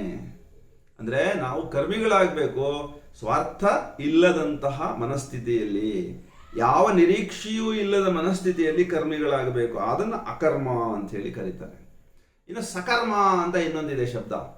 ಅಂದ್ರೆ ಇದನ್ನ ಮಾಡಿದ್ರೆ ಇದು ನನಗೆ ಬಂದೇ ಬರುತ್ತೆ, ನಾನು ಇದನ್ನ ಮಾಡಿದ್ರೆ ನನಗೆ ಸನ್ಮಾನ ಆಗುತ್ತೆ, ನನಗೇನೋ ಲಾಭ ಆಗುತ್ತೆ, ನನಗೆ ಇನ್ನೇನೋ ಕೊಡ್ತಾರೆ, ಈ ಥರದಲ್ಲಿ ಮಾಡಿದ್ರೆ ಅದು ಸಕರ್ಮ. ಅದು ಕೂಡ ಫಲವನ್ನು ಕೊಡ್ತದೆ, ಆದರೆ ಮುಂದಿನ ಜನ್ಮವನ್ನು ಕೊಡೋದಿಲ್ಲ. ಅದು ಶಾರ್ಟ್ ರೇಂಜ್. ಅದು ಹಾಗಾಗಿ ಮನುಷ್ಯ ಶಾರ್ಟ್ ರೇಂಜ್ ಕರ್ಮ ಮಾಡಬಾರ್ದು, ಲಾಂಗ್ ರೇಂಜ್ ಕರ್ಮನೂ ಕೂಡ ಮಾಡಬಾರ್ದು. ಅತ್ಯಂತ ನಿಷ್ಕಾಮ ಕರ್ಮವನ್ನು ಮಾಡಬೇಕು. ಯಾವುದೇ ಬಯಕೆ ಇಲ್ಲದೆ ತನಗೆ ತಿಳಿದಿರುವುದನ್ನ, ತನಗೆ ಕೊಡಲ್ಪಟ್ಟಿರುವುದನ್ನ ನಾನು ಕೊಡ್ತಾ ಹೋಗಬೇಕು. ಇದು ಅಕರ್ಮ. ಇದನ್ನ ತಿಳಿದಿರ್ತಕ್ಕಂಥ ವಿಭೀಷಣ ಧರ್ಮವೇತ್ತ. ಅಂದ್ರೆ ಯಾಕಾಗಿ ನಾನು ಇದನ್ನು ಮಾಡ್ತಾ ಇದ್ದೇನೆ, ಯಾಕೆ ಮಾಡಬೇಕು ಅನ್ನೋ ಸ್ಪಷ್ಟತೆ ಇದೆ. ರಾಕ್ಷಸೋತ್ತಮ, ಆ ಕಾರಣಕ್ಕಾಗಿ ಲಂಕೆಯಲ್ಲಿ ಇರ್ತಕ್ಕಂಥ ಅತ್ಯುತ್ತಮವಾದಂಥ ವ್ಯಕ್ತಿತ್ವವನ್ನು ಹೊಂದಿರತಕ್ಕಂಥವನು. ಗೈದುದಂ ಕವಿಕರ್ಮ ರಮಣೀಯಮಪ್ಪಂತೆ, ಏನು ಮಾಡದ ಯುದ್ಧ ಭೂಮಿಯಲ್ಲಿ ಅನ್ನೋದನ್ನು ನಾನು ವರ್ಣಿಸ್ತೇನೆ. ಕುವೆಂಪು ಹೇಳ್ತಾ ಇದ್ದಾರೆ ಹೇಗೆ? ಸ್ವಪ್ನ ಸುಂದರಿಗೆ ಕಂಡಂದದಿಂ. ಆ ಸ್ವಪ್ನ ಸುಂದರಿ, ಆ ಸ್ವಪ್ನ ದೇವಿ ಏನ್ ನೋಡ್ತಾ ಇದ್ದಾಳೆ, ಅವಳ ಕಣ್ಣಲ್ಲಿ ಏನು ಅವಳು ನೋಡ್ತಾ ಇದ್ದಾಳೆ ಅನ್ನೋದನ್ನು ನಾನು ನಿಮಗೆ ಹೇಳ್ತೇನೆ ಅಂತ ಕುವೆಂಪು ಹೇಳ್ತಾ ಇದ್ದಾರೆ. ಅದು ಮನೋಲೋಕ ಸುಭಗಮಂ ಅಂತ ಹೇಳ್ತಾರೆ. ಅಂದ್ರೆ ಮನೋಲೋಕದಲ್ಲಿ ನಡೀತಕ್ಕಂಥದ್ದು, ಪ್ರಾಣಲೋಕದಲ್ಲ, ಅನ್ನಮಯದಲ್ಲ. ಸ್ವಚ್ಛಂದಮಂ ಮೇನ್ ರಸಪ್ರತೀತಿಯ ಸತ್ಯತರಮಂ ಅಂತ ಹೇಳ್ತಾರೆ. ಅಂದ್ರೆ ಮಾನವ ಮನಸ್ಸು ದೇಹದಷ್ಟೇ ವಾಸ್ತವ, ಪ್ರಾಣದಷ್ಟೇ ವಾಸ್ತವ, ಅತಿ ಮನಸ್ಸಿನಷ್ಟೇ ವಾಸ್ತವ. ಎಲ್ಲರಿಗೆ ಅತಿ ಮನಸ್ಸು ಗೋಚರಿಸದೆ ಹೋಗ್ಬೋದು, ಆದರೆ ಯಾವ ಮನಸ್ಸು ಯೋಗ್ಯತೆಯನ್ನು ಪಡ್ಕೊಳ್ತದೋ ಆ ಮನಸ್ಸಿಗೆ ಅತಿ ಮನಸ್ಸಿನ ಒಂದು ಸಂಪರ್ಕ ಬರುತ್ತೆ. ಆ ಯೋಗ್ಯತೆ ಏನು ಅಂತಂದ್ರೆ ದೇಹ ಮತ್ತೆ ಪ್ರಾಣದಿಂದ ತನ್ನನ್ನು ತಾನು ಬಿಡಿಸ್ಕೊಳ್ಳೋ ಅಂಥದ್ದು, ಇಂದ್ರಿಯಗಳಿಂದ ಬಿಡಿಸ್ಕೊಳ್ಳೋ ಅಂಥದ್ದು. ಯಾವ ಮನಸ್ಸು ಇಂದ್ರಿಯಗಳಿಂದ ಬಿಡಿಸ್ಕೊಳ್ತದೋ ಆ ಮನಸ್ಸು ಅತಿ ಮನಸ್ಸಿನ ಸಂಪರ್ಕಕ್ಕೆ ಬರುತ್ತೆ. ಆ ಮನಸ್ಸಿಗೆ ಅತಿ ಮನಸ್ಸು ತನ್ನ ಶಕ್ತಿಯ ಧಾರೆಯನ್ನ ಹರಿಸ್ತದೆ. ಆ ಮನಸ್ಸು ಅಧಿಮಾನಸವಾಗಿ ತನ್ನನ್ನು ತಾನು ರೂಪಾಂತರಿಸ್ಕೊಳ್ಳುತ್ತೆ. ಮಾನಸ ಅತಿಮಾನಸಕ್ಕೇರುವೆಡೆ, ಅತಿಮಾನಸ ಮಾನಸಕ್ಕಿಳಿಯುವೆಡೆ, ಅಧಿಮಾನಸ ಮೈದೋರುವೆಡೆ ಹೇ ಈ ಗಂಗೋತ್ರಿ ಅಂತ ಹೇಳಿ ಕುವೆಂಪು ಒಂದು ಪದ್ಯ ಬರೀತಾರೆ. ಇಕ್ಷು ಗಂಗೋತ್ರಿ ಅಂತ ಹೇಳಿ ಪದ್ಯ. ಹಾಗೆ ಇಲ್ಲಿ ಕುವೆಂಪು ಹೇಳ್ತಾ ಇದ್ದಾರೆ, ಮನೋಲೋಕ ಸುಭಗಮಂ ಸ್ವಚ್ಛಂದಮಂ ಮೇಣ್ ರಸಪ್ರತೀತಿಯ ಸತ್ಯತರಮಂ. ಅದು ಹಾಗೆ ನಮ್ಗೆ ಆಗಬೇಕಾದ್ರೆ, ರಸದ ಪ್ರತೀತಿ ಆಗ್ಬೇಕಾದ್ರೆ, ರಸದ ಅನುಭೂತಿ ಆಗ್ಬೇಕಾದ್ರೆ ಮನೋಲೋಕ ಸುಭಗವಾಗಿರಬೇಕು. ಸುಭಗ ಅಂದ್ರೆ ಏನು ಅಂತ ಅಂದ್ರೆ ಯಾವುದೇ ಬಂಧನಗಳಿಲ್ಲದ ಮನಸ್ಸು ನಮ್ಮದಾಗಿರಬೇಕು. ಆವಾಗ ಸ್ವಚ್ಛಂದ ಮನಸ್ಸಾಗುತ್ತೆ, ಮುಕ್ತ ಮನಸ್ಸಾಗುತ್ತೆ. ಮುಕ್ತ ಮಾನಸಿಕತೆಯಿಂದ ಈ ಕಾವ್ಯವನ್ನು ಓದದೆ ಹೋದ್ರೆ ಇದರೊಳಗಡೆ ಇರ್ತಕ್ಕಂಥ ರಸದ ಅನುಸಂಧಾನ ಮಾಡಲಿಕ್ಕೆ ನಮಗೆ ಸಾಧ್ಯ ಇಲ್ಲ. ಯಾವುದೋ ಪೂರ್ವಾಗ್ರಹದಲ್ಲಿ ಈ ಕಾವ್ಯವನ್ನು ಓದಕ್ಕೆ ಹೋಗ್ಬಾರ್ದು. ಯಾವುದೋ ಇನ್ನೊಂದು ಶಾಸ್ತ್ರ ಮತ್ತೊಂದು ಇನ್ನೊಂದು ಇಟ್ಕೊಂಡು ಇದನ್ನ ಹೋಲಿಕೆ ಮಾಡಕ್ ಹೋಗ್ಬಾರ್ದು. ಮುಕ್ತ ಮನಸ್ಸಿನಿಂದ ಪ್ರವೇಶಿಸಬೇಕು. ಇದನ್ನು ಬರೆದಿರ್ತಕ್ಕಂಥ ಕವಿಯ ಹಿನ್ನೆಲೆ ಇಟ್ಕೊಂಡು ಓದಬಾರ್ದು. ಹೀಗೆ ಕಾಲದೇಶಾತೀತವಾದ ಅತೀಂದ್ರಿಯತೆಯ ಅನುಭೂತಿ ಆಗ್ಬೇಕಾದ್ರೆ ಸ್ವಚ್ಛಂದವಾದ ಸುಭಗವಾದ ಮನಸ್ಸಿನಿಂದ ಪ್ರವೇಶಿಸಬೇಕು. ಅಲ್ಲಿ ಏನು ಆ ಒಂದು ಸ್ವಪ್ನ ದೇವಿ ನೋಡ್ತಾ ಇದ್ದಾಳೆ ಅದನ್ನು ನಾನು ಹೇಳ್ತೀನಿ. ಅದನ್ನ ಹೇಳ್ತಾ ಇದ್ದಾರೆ. ಚಲನೆಯುಡುಗಿರ್ದ ಯುದ್ಧ ರಂಗದೋಳ್ ಒಂದು ಚಲಿಸಿದುದು ಮಾರುತಂ ವಾಯುದೇವ ಪ್ರೇರಿತಂ ವನ್ಯಂ ನಗಂಗಳಿಂ ಹೊತ್ತು ದಿವ್ಯೌಷಧಿಯ ಸಂಜೀವಮಂ. ಮಾರುತಂ ಚಲಿಸಿದುದೋ ವಾಯುದೇವ ಪ್ರೇರಿತಂ ಚಲಿಸಿದುದೋ ಔಷಧಿಯ ಸಂಜೀವಮಂ ಹೊತ್ತು ಚಲಿಸಿದುದೋ ರಣಧರೆಯೋಳ್ ಮತ್ತೆ ಬೀಸಿ ದೂರಕ್ಕೆ ಓಸರಿಸಿದುದು. ಮೇಘನಾದ ಶರೌಗ ಸಂಭವ ಗರಳ ವಾತಂಗಳಂ ಓಸರಿಸಿದುದೋ ರಣಮೇದಿನಿಯಿಂದ ಓಸರಿಸಿದುದೋ ವಾಯುದೇವ ಪ್ರೇರಿತಂ. ನೋಡೆ ನೋಡೆ ಮೋಡಗಳ್ ಓಡಿ ತಿಳಿಯೋದುದು ಆಗಸಂ. ಮೋಡಗಳ್ ಓಡಿ ತಿಳಿಯೋದುದು ಆಗಸಂ. ತುಂಬು ಬಿಂಬಂ ತೋರಿದುದು ಪಾಡಿವದ ಪೆರೆಗೆ. ತುಂಬು ಬಿಂಬಂ ತೋರಿದುದು ಪಾಡಿವದ ಪೆರೆಗೆ. ತಿರೆ ತುಳ್ಕಿತು ಜೊನ್ನೋ ಜೇನಿಂಗಡಲೋ. ಜೊನ್ನೋ ಜೇನಿಂಗಡಲೋ ತಿರೆ ತುಳ್ಕಿತು ನಗೆಯೋ. ನಗೆಯೋ ರಾಮಕ್ಷೇಮ ಚಂದ್ರಮನ ನಗೆಯೋ. ರಾಮನ ಕ್ಷೇಮ ಚಂದ್ರಮನ ನಗೆಯೋ. ನಗೆಯೋ ತಿರೆಗೆ ತುಳ್ಕಿತು ಜೊನ್ನೋ ಜೇನಿಂಗಡಲೋ. ಆ ಅಖಿಲ ಕಾರ್ಯಕ್ಕೆ ಪ್ರಧಾನ ಕಾರಣವೇ ಹಿಂದೋರ್ಪುದೆಂಬವೋಲ್ ತೋರ್ದುದು ವಿಯದ್ದೂರದಲ್ ಒಂದು ಚೆರಿಪರಿಲ್. ವಿಯದ್ದೂರದಲ್ ಒಂದು ಚೆರಿಪರಿಲ್ ತೋರ್ದುದು. ಚಂದ್ರ ಸುಂದರ ನಭದ ಬಹುವಿರಳ ತೋರೆಗಳ ನಡುವೆ ವಿಪುಲ ಉಜ್ವಲಂ ಅರಿಲ್ ಒಂದು ತೋರಿದುದು. ಬರುಬರುತೆ ತನ್ನ ಅಮರ ಕಾಂತಿಯನ್ ಇತರ ದೀಪ್ತಿಗಳನ್ನೆಲ್ಲಮಂ ನುಂಗಿ. ಇತರ ದೀಪ್ತಿಗಳನ್ನೆಲ್ಲಮಂ ನುಂಗಿ ಬರುಬರುತೆ ಅರಿಲೊಂದು ತೋರ್ದುದು ವಿಯದ್ದೂರದಲ್ಲಿ. ಬರುಬರುತೆ ತನ್ನ ಮರ ಕಾಂತಿಯನ್ ಇತರ ದೀಪ್ತಿಗಳನ್ನೆಲ್ಲಮಂ ನುಂಗಿ. ಎಲ್ಲ ದೀಪ್ತಿಗಳ ನುಂಗಿ ಮನುಜ ಲೋಕೇಂದ್ರಿಯ ಅವಶ್ಯಕಾಕಾರಂ ಸ್ವೀಕರಿಸುತ್ತಾ. ಮನುಜ ಲೋಕದ ಇಂದ್ರಿಯ ಅವಶ್ಯಕ ಆಕಾರಮಂ ಸ್ವೀಕರಿಸುತ್ತ ಅವತರಿಸತೊಡಗಿದುದೋ. ಅವತರಿಸತೊಡಗಿದುದೋ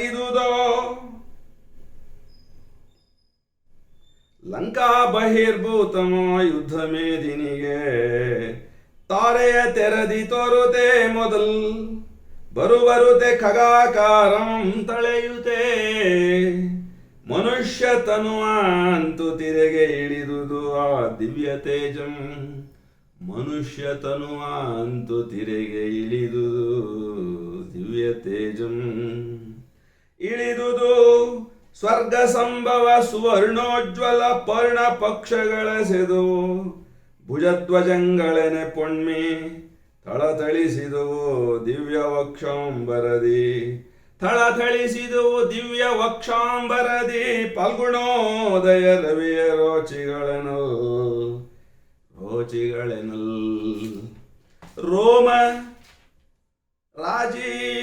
ರೋಮರಾಜಿ ತಳಿಸಿದುವು ವಕ್ಷಾಂಬರದಿ ಮಿರುಗಿದುದು ನಿರ್ಜರ ಸಹಜ ದೇದೀಪ್ಯ ಕೌಶೇಯ ಅಮರ ಒಪುವಂ ಭವ್ಯ ಶೈಲಿಂ ನೇಯ್ದ ಕೈಗೈದು ಕೌಶೇಯ ಮಿರುಗಿದುದು ಜೋಲ್ದೆಸೆದುವೈ ನಂದನ ಕುಟಜ ಕುಸುಮ ಕಂಠಹಾರ ರೆಂಕೆಗಳಿಗಳಿಂ ಬೀಸುತ್ತಿರ್ದೆಲರಿಗೆ ಮರಣ ಹರಣ ಜೀವಾತು ಸೌಗಂಧಮಯದ ಅಮೃತದ ಔಷಧಂಗಳಂ ಸೂಸಿ ಬೀಸುತ್ತಿತ್ತು ಎಲ್ಲರೂ ಮರಣ ಹರಣ ಜೀವಾತು ರೆಂಕೆಗರಿಗಳಿಂ ಕೆದರುವಂತೆ ಅಂತು ಟೈತಂದ ಗುರುತ್ಮಂತ ಸಾನ್ನಿಧ್ಯ ಮಂತ್ರ ಮಣಿಗಿರದೆ ಪರಿದೋಳಲ ಗರಳ ಪಣಿ ಮೇಘನಾದನ ನಾಗನರಾಚದ ಸುಪ್ತಮಾರಣ ಚೇತನಮೇ ಮೂರ್ಛೆಯಿಂದೆಳುವವೋ ರಣದ ಚೇತನಮೇ ಮೂರ್ಛೆಯಿಂದೆಳುವವೋ ಅಕ್ಷಿಯರಳಿದು ಇಕ್ಷ್ವಾಕು ಕುಲ ದೀಪಕನಿಗೆ ರಾಮನಿಗೆ ಅಕ್ಷಿಯರಳಿದುವೋ ಏಳ್ ಸ್ವಮಾಯಾ ವಿಮೋಹದಿಂ ಏಳ್ ಹೇ ಜಗತ್ ಸ್ವಾಮಿ ಏಳ್ ಸ್ವಮಾಯಾ ವಿಮೋಹದಿಂ ಏಳ್ ಸ್ವಾಮಿ ನಿಮಿತ್ತ ಮಾತ್ರಂ ನಿನ್ನ ನೆಲ್ಚರಿಸೆ ಬಂದೆನ ನಿತ್ಯ ಜಾಗ್ರಚಿತ್ತ ನೀನಲ್ತೆ ಏಳ್ ಹೇ ಸ್ವಾಮಿ ಹೇ ಜಗತ್ ಸ್ವಾಮಿ ಏಳ್ ನಿಮಿತ್ತ ಮಾತ್ರ ನಿನ್ನ ನೆಲ್ಚರಿಸೆ ಬಂದೆ ನಾನ್ ಏಳ್ ಸ್ವಾಮಿ ನಿತ್ಯ ಜಾಗ್ರಚಿತ್ತ ನೀನಲ್ತೆ ಏಳ್ ಕೈ ಮುಗಿದು ನಿಂದುದು ಆ ಸಮುದ್ರ ಮಂದ್ರಧ್ವನಿಯ ತನ್ನಾತ್ಮರುಂದ್ರ ಸತ್ವದ ಬಹಿಶ್ಚರ ವಿಗ್ರಹನ ಕಂಡೋ ರುಂದ್ರ ಸತ್ವದ ಬಹಿಶ್ಚರ ವಿಗ್ರಹನ ಕಂಡೋ ಮಂದಸ್ಮಿತಾನುಗ್ರಹಂ ಗೈದ ರಾಮನೊಳೋ ಆ ಅರಿಲ್ ಹೊಕ್ಕು ಅಡಗಿದುದು ಗುರುತ್ಮಂತ ದೇವತನು ಅಡಗಿದುದು ರಾಮನ ದೇಹದಲ್ಲಿ ಅಡಗಿದುದು ಸ್ವಪ್ನದೇವಿಯ ತಪೋಲಕ್ಷ್ಮಿಯ ಅಕ್ಷಿಯಂ ಬೆಬ್ಬಳಿಸಿ ಮಿಳ್ಮಿಳನೆ ನೋಡುತ್ತೀರೆ ಅಡಗಿದುದು ಗುರುತ್ಮಂತತನು ರಾಮನ ಒಳಗೆ ಅಡಗಿದುದು ಹೊಕ್ಕು ನೆಗಳ್ದ ಶುಶ್ರೂಷೆಗೆಂಬಂತೆ ಸುಯ್ದು ಕಂಡೆರೆದನ ಕನಸಿನಿಂದ ಈ ಕನಸಿಗೆ ಎಲ್ಚರ್ಪನಂತೆ ಓಲ್ ರಾಮ ಆ ಕನಸಿನಿಂದ ಈ ಕನಸಿಗೆ ಎಚ್ಚೆತ್ತನೋಲ್ ಎದ್ದ ರಾಮ ಕಂಡನಿದಿರಿನಲ್ಲಿ ತನ್ನಂ ಬಳಸಿ ನಿಂದಿರ್ದ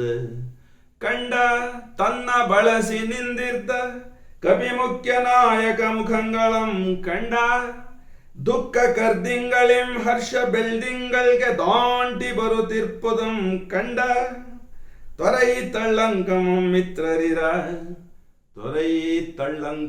ಮಿತ್ರರಿರ ತೊರೈ ರಾವಣಿಗೆ ದೊರೆತ ಅಜನ ವರಬಲಂ ತವಿದುದಲ್ಲದೆಯ ತವಿದುದಿಲ್ಲ ಎಮ್ಮುಸೆ ತೊರೈ ತಳ್ಳಂಕಮಂ ವಾನರ ಮುಖ್ಯರಿರ ಕರೆದು ನೆರೆಯಿಂ ಬೆದರ್ದು ಕೆದರ್ದೆಮ್ಮ ಪಡೆಯಾಳ್ಗಳಂ ಲಗ್ಗೆ ನುಗ್ಗುವ ನಮ್ಮ ಹುರಿಗೊಂಡ ಕಲಿತನಕ್ಕೆ ತನ್ನ ತುಳ ಸೈನ್ಯ ಶಕ್ತಿಯೊಳರ್ಧಮು ಮೀರ್ದಿಂದು ಬಲಿಗೊಡುವುದೀ ಲಂಕೆ ನೋಡುತ್ತಿರೆ ಎನ್ನಾಜ್ಞೆ ವಿಧಿಗೆ ತನ್ನಿಚ್ಛೆಯಪ್ಪುದು ದಿಟಂ ನನ್ನಾಜ್ಞೆ ವಿಧಿಗೆ ಇಚ್ಛೆಯಪ್ಪುದು ದಿಟಂ ತನ್ನ ಭಾವದಿಂ ಬೆಸಸಿದ ಸತ್ಯವಾಕ್ಯನ ವಚನ ಧೈರ್ಯಕ್ಕೆ ಭಾವದಿಂ ಬೆಸಸಿದ ಸತ್ಯವಾಕ್ಯನ ವಚನ ಧೈರ್ಯಕ್ಕೆ ನಡೆದ ರಾವಣರೋ ಕಿನಿ ಸೇನಾನಿಗಳು ರಚಿಸೆ ತಮ್ಮ ಮುರಿದ ರಣಮುಖಂಗಳಂ ಮತ್ತೆ ಮೊಳಗಿದವು ರಣಭೇರಿ ಕುಮಟೆದ್ದುದು ವನಾದ್ರಿ ನಿದ್ರೆ ಕವಿದ ಕಂಬಳಿ ತಿಮಿರದಿಂಬಿಡುಗಡೆಯ ಪಡೆ ಮೈ ಕೊಡಹಿತು ಉದಯಾಚಲಂ ಉಷಯ ಕಣ್ಕೇಸವೆ ದೆರೆದೆದುದಾಶೆಯಂದದಿ ಎದೆದೆರೆದುದಾಶೆಯಂದದಿ ಇಂದ್ರನಾಶಯಲಿ ಎವೆದೆರೆದುದು ಉಷಯ ಕಣ್ ಎವೆದೆರೆದುದು. ಇದನ್ನ ವಿವರಿಸಬೇಕು ಅಂದ್ರೆ ಪೂರ್ಣವಾಗಿ ಅರವಿಂದರ ದಿವ್ಯ ಜೀವನವನ್ನು ಸ್ವಲ್ಪ ಮಟ್ಟಿಗೆ ನಾವು ದರ್ಶಿಸಬೇಕಾಗುತ್ತೆ. ಎಷ್ಟು ಸೊಗಸಾಗಿ ಆ ಒಂದು ಮಹಾ ಋಷಿ ಅರವಿಂದರ ದರ್ಶನವನ್ನು ಕುವೆಂಪು ರಸಋಷಿಯಾಗಿ ಕಾವ್ಯದೊಳಗಡೆಗೆ ಅಳವಡಿಸಿ ಇಲ್ಲಿ ಚಿತ್ರಿಸಿದ್ದಾರೆ ಅನ್ನೋದನ್ನು ನೋಡ್ತಾ ಇದ್ರೆ ರೋಮಾಂಚನ ಆಗುತ್ತೆ. ಅಲ್ಲಿ ಏನು ಹೇಳ್ತಾ ಇದ್ದಾರೆ, ವಿಭೀಷಣನ ಮಂತ್ರದ ಉಚ್ಚಾರದಿಂದ ಉದ್ಘೋಷದಿಂದ ಪ್ರಕೃತಿ ಒಳಗಡೆಗೆ ಒಂದಷ್ಟು ಕಾರ್ಯ ಚಲನೆ ಆಯಿತು. ಅದಕ್ಕೆ ಸಹಕಾರಿಯಾಗಿ ದೇವತಾ ಶಕ್ತಿಗಳು ತಮ್ಮ ತಮ್ಮ ತನುಗಳೊಳಗಡೆ ಕೆಳಗಡೆ ಇಳಿದು ಬಂದರು. ಅದರ ಜೊತೆಗೆ ಒಂದು ಯಾವುದೋ ಒಂದು ವಿಪುಲವಾದ ಉಜ್ವಲವಾದಂಥ ಒಂದು ತಾರೆಯ ರೂಪದ ಒಂದು ವಸ್ತು ರಣಮೇದಿನಿಯ ಕಡೆಗೆ ಬರ್ತಾ ಇದೆ. ಅದು ವಿಪುಲವಾದ ಉಜ್ವಲತೆಯಿಂದ ಕೂಡಿದೆ. ಬರ್ತಾ ಬರ್ತಾ ಬರ್ತಾ ಅದರ ಒಂದು ಉಜ್ವಲತೆ ಜಾಸ್ತಿಯಾಗಿ ಅದರ ಪ್ರಖರತೆಗೆ ಸುತ್ತ ಇರ್ತಕ್ಕಂಥ ನಕ್ಷತ್ರಗಳು ಕಾಣದಂಗಾಗಿದ್ದಾವೆ. ಚಂದ್ರನ ಬೆಳಕು ಕೂಡ ಮೊಬ್ಬಾಗಿದೆ. ಆ ಚಂದ್ರನಿಂದ ಬರ್ತಾ ಇರ್ತಕ್ಕಂಥ ಜ್ಯೋತ್ಸ್ನೆ ಅಂದ್ರೆ ಬೆಳದಿಂಗಳ ಒಂದು ಹೊಳಪು ತಿರೆಯನ್ನ ತುಳುಕುವಂತೆ ಅಂದ್ರೆ ಈ ಪ್ರಕೃತಿಯ ಮೇಲೆ ಸುರಿತಾ ಇದೆ. ಹಾಲಿನ ರೀತಿಯೊಳಗಡೆಗೆ ಧಾರೆ ಧಾರೆಯಾಗಿ ಒಂದು ಕಬ್ಬಿನ ರಸವೋ ಹಾಲೋ ಜೇನೋ ಪ್ರಕೃತಿಯ ಕಡೆಗೆ ಇಳಿದು ಬರ್ತಾ ಇದೆ. ಅದನ್ನು ನೋಡ್ತಾ ನೋಡ್ತಾ ತಿಳಿಯಾಯಿತು, ಮೋಡಗಳೆಲ್ಲ ತಿಳಿಯಾಯಿತು. ಮಾರುತ ಆ ನಾಗಾಸ್ತ್ರದಿಂದ ಎದ್ದಿರ್ತಕ್ಕಂಥ ಎಲ್ಲ ಹೊಗೆಯನ್ನು ದೂರ ಸರಿಸಿ ಖಾಲಿಯಾಗಿಸಿದ್ದಾನೆ, ನಿಚ್ಚಳವಾಗಿಸಿದ್ದಾನೆ ರಣಮೇದಿನಿಯನ್ನ. ಗಾಳಿ ತನ್ನ ಕೆಲಸವನ್ನು ಮಾಡಿದೆ, ಚಂದ್ರ ತನ್ನ ಕೆಲಸವನ್ನು ಮಾಡ್ತಾ ಇದ್ದಾನೆ, ನಕ್ಷತ್ರ ತನ್ನ ಕೆಲಸವನ್ನು ಮಾಡ್ತಾ ಇದೆ ಅಂತ ಹೇಳಿ ಕೂಡ ನಾವು ವಿವರಿಸಿಬಿಡ್ಬೋದು ಸರಳವಾಗಿ. ಅದರಷ್ಟು ಸುಲಭ ಅಲ್ಲ ಇದ್ರ ವಿವರಣೆ ಮಾಡಬೇಕಾದ್ರೆ. ಅದಕ್ಕೆ ಪ್ರಧಾನ ಕಾರಣ ಏನು, ರಾಮನ ಕ್ಷೇಮ ಏನು, ಅದನ್ನು ತಿಳಿದು ಅದನ್ನು ಆಚರಿಸ್ತಾ ಇರ್ತಕ್ಕಂಥದ್ದು ಯಾವುದು, ಕಳಿಸ್ತಾ ಇರ್ತಕ್ಕಂಥ ವಿಶ್ವಶಕ್ತಿ ಯಾವುದು, ಯಾಕೆ ಹೀಗೆ ಸಂಘಟನೆಯಾಗಬೇಕು, ಯಾಕೆ ನಡಿಬೇಕಿದು, ಅದನ್ನು ನೋಡಿ. ಮನುಜ ಲೋಕದ ಇಂದ್ರಿಯದ ಅವಶ್ಯಕ ಆಕಾರಮಂ ಸ್ವೀಕರಿಸುತ್ತ ಅವತರಿಸತೊಡಗಿದುದು ಲಂಕಾ ಬಹಿರ್ಭೂತಮ ಯುದ್ಧ ಮೇದಿನಿಗೆ. ನಾವಾಗಲೇ ಹೇಳ್ದಂಗೆ ಈ ಒಂದು ಕಾವ್ಯದೊಳಗಡೆಗೆ ಲಂಕಾ ಸಂಪುಟ ಅಂದ್ರೆ ಅನ್ನಮಯ, ಅಯೋಧ್ಯ ಸಂಪುಟ ಅಂದ್ರೆ ಮನೋಮಯ, ಕಿಷ್ಕಿಂದ ಸಂಪುಟ ಅಂದ್ರೆ ವಾನರ ಅಥವಾ ಪ್ರಾಣಮಯ, ಶ್ರೀ ಸಂಪುಟ ಅಂದ್ರೆ ಆನಂದಮಯ. ಹೀಗೆ ಇಲ್ಲಿ ಯುದ್ಧ ಮೇದಿನಿ ಅಂದ್ರೆ ಲಂಕೆ. ಈ ದೇಹದೊಳಗಡೆಗೆ ಈ ಮನುಷ್ಯನ ಇಂದ್ರಿಯಗಳು ಗ್ರಹಿಸ್ತಕ್ಕಂಥ ಅವಶ್ಯಕ ಆಕಾರವನ್ನು ತಳಿತಾ ಆ ಒಂದು ಶಕ್ತಿಗಳು ಕೆಳಗಡೆ ಇಳಿದು ಬರ್ತಾ ಇದ್ದಾವೆ. ಮನುಷ್ಯನ ತನುವನ್ನ ಆಂತು ತಿರೆಗೆ ಇಳಿದುದು ದಿವ್ಯ ತೇಜಂ. ಮನುಷ್ಯ ದೇಹವನ್ನ ಧರಿಸಿ ಕೆಳಗಡೆ ಇಳಿದು ಬಂದಿದೆ. ವಿಶೇಷವಾಗಿ ಅದರ ಎರಡು ಕೈಗಳೊಳಗೆ ಎರಡು ರೆಕ್ಕೆಗಳಿದ್ದಾವೆ. ಸುವರ್ಣೋಜ್ವಲವಾದಂಥ ಸ್ವರ್ಗದಿಂದ ಇಳಿದು ಬಂದಿರತಕ್ಕಂಥ ಒಂದು ದೇವತಾ ಶಕ್ತಿ ಅಂತ ಹೇಳಿ ನಮಗೆ ಅನ್ನಿಸ್ತಾ ಇದೆ. ಅದರ ಪರ್ಣ ಪಕ್ಷಗಳೆಸೆದುವು ಭುಜಧ್ವಜಗಳೇನೆ. ಭುಜದಲ್ಲಿ ಎರಡು ಧ್ವಜಗಳಿರ್ತರ ಕಾಣ್ತಾ ಇದೆ, ಥಳಥಳಿಸ್ತಾ ಇದೆ. ದಿವ್ಯ ವಕ್ಷಾಂಬರದಿ, ಇಲ್ಲಿ ಈ ಎದೆ ಒಳಗಡೆಗೆ ಸೂರ್ಯನ ಪ್ರಖರವಾದ ತೇಜಸ್ಸು ಸೂಸಿದಂತೆ ಒಂದು ರವಿಯ ರೋಚಿಗಳ ತರ ಒಂದು ಪ್ರಭಾವಳಿ ಇದೆ. ಅದರ ನಿರ್ಜರ ಸಹಜ ದೇದೀಪ್ಯ ಕೌಶೇಯ. ನಿರ್ಜರ ಅಂದ್ರೆ ದೇವತಾ, ಅಶರೀರಿಗಳು, ಗಂಧರ್ವರು, ಇವನ್ನೆಲ್ಲ ನಿರ್ಜರರು ಅಂತ ಕರೀತಾರೆ. ದೇಹವಿಲ್ಲದ ದಿವ್ಯ ತನುಗಳು, ಸೂಕ್ಷ್ಮ ತನುಗಳನ್ನು ಹೊಂದಿರತಕ್ಕಂಥ ದೇವತಾ ಜೀವಿಗಳು, ದಿವ್ಯ ಜೀವಿಗಳು ನಿರ್ಜರರು ಅಂತ ಕರೀತಾರೆ ಅವರನ್ನು, ದೇವತಾ ಶಕ್ತಿಗಳು.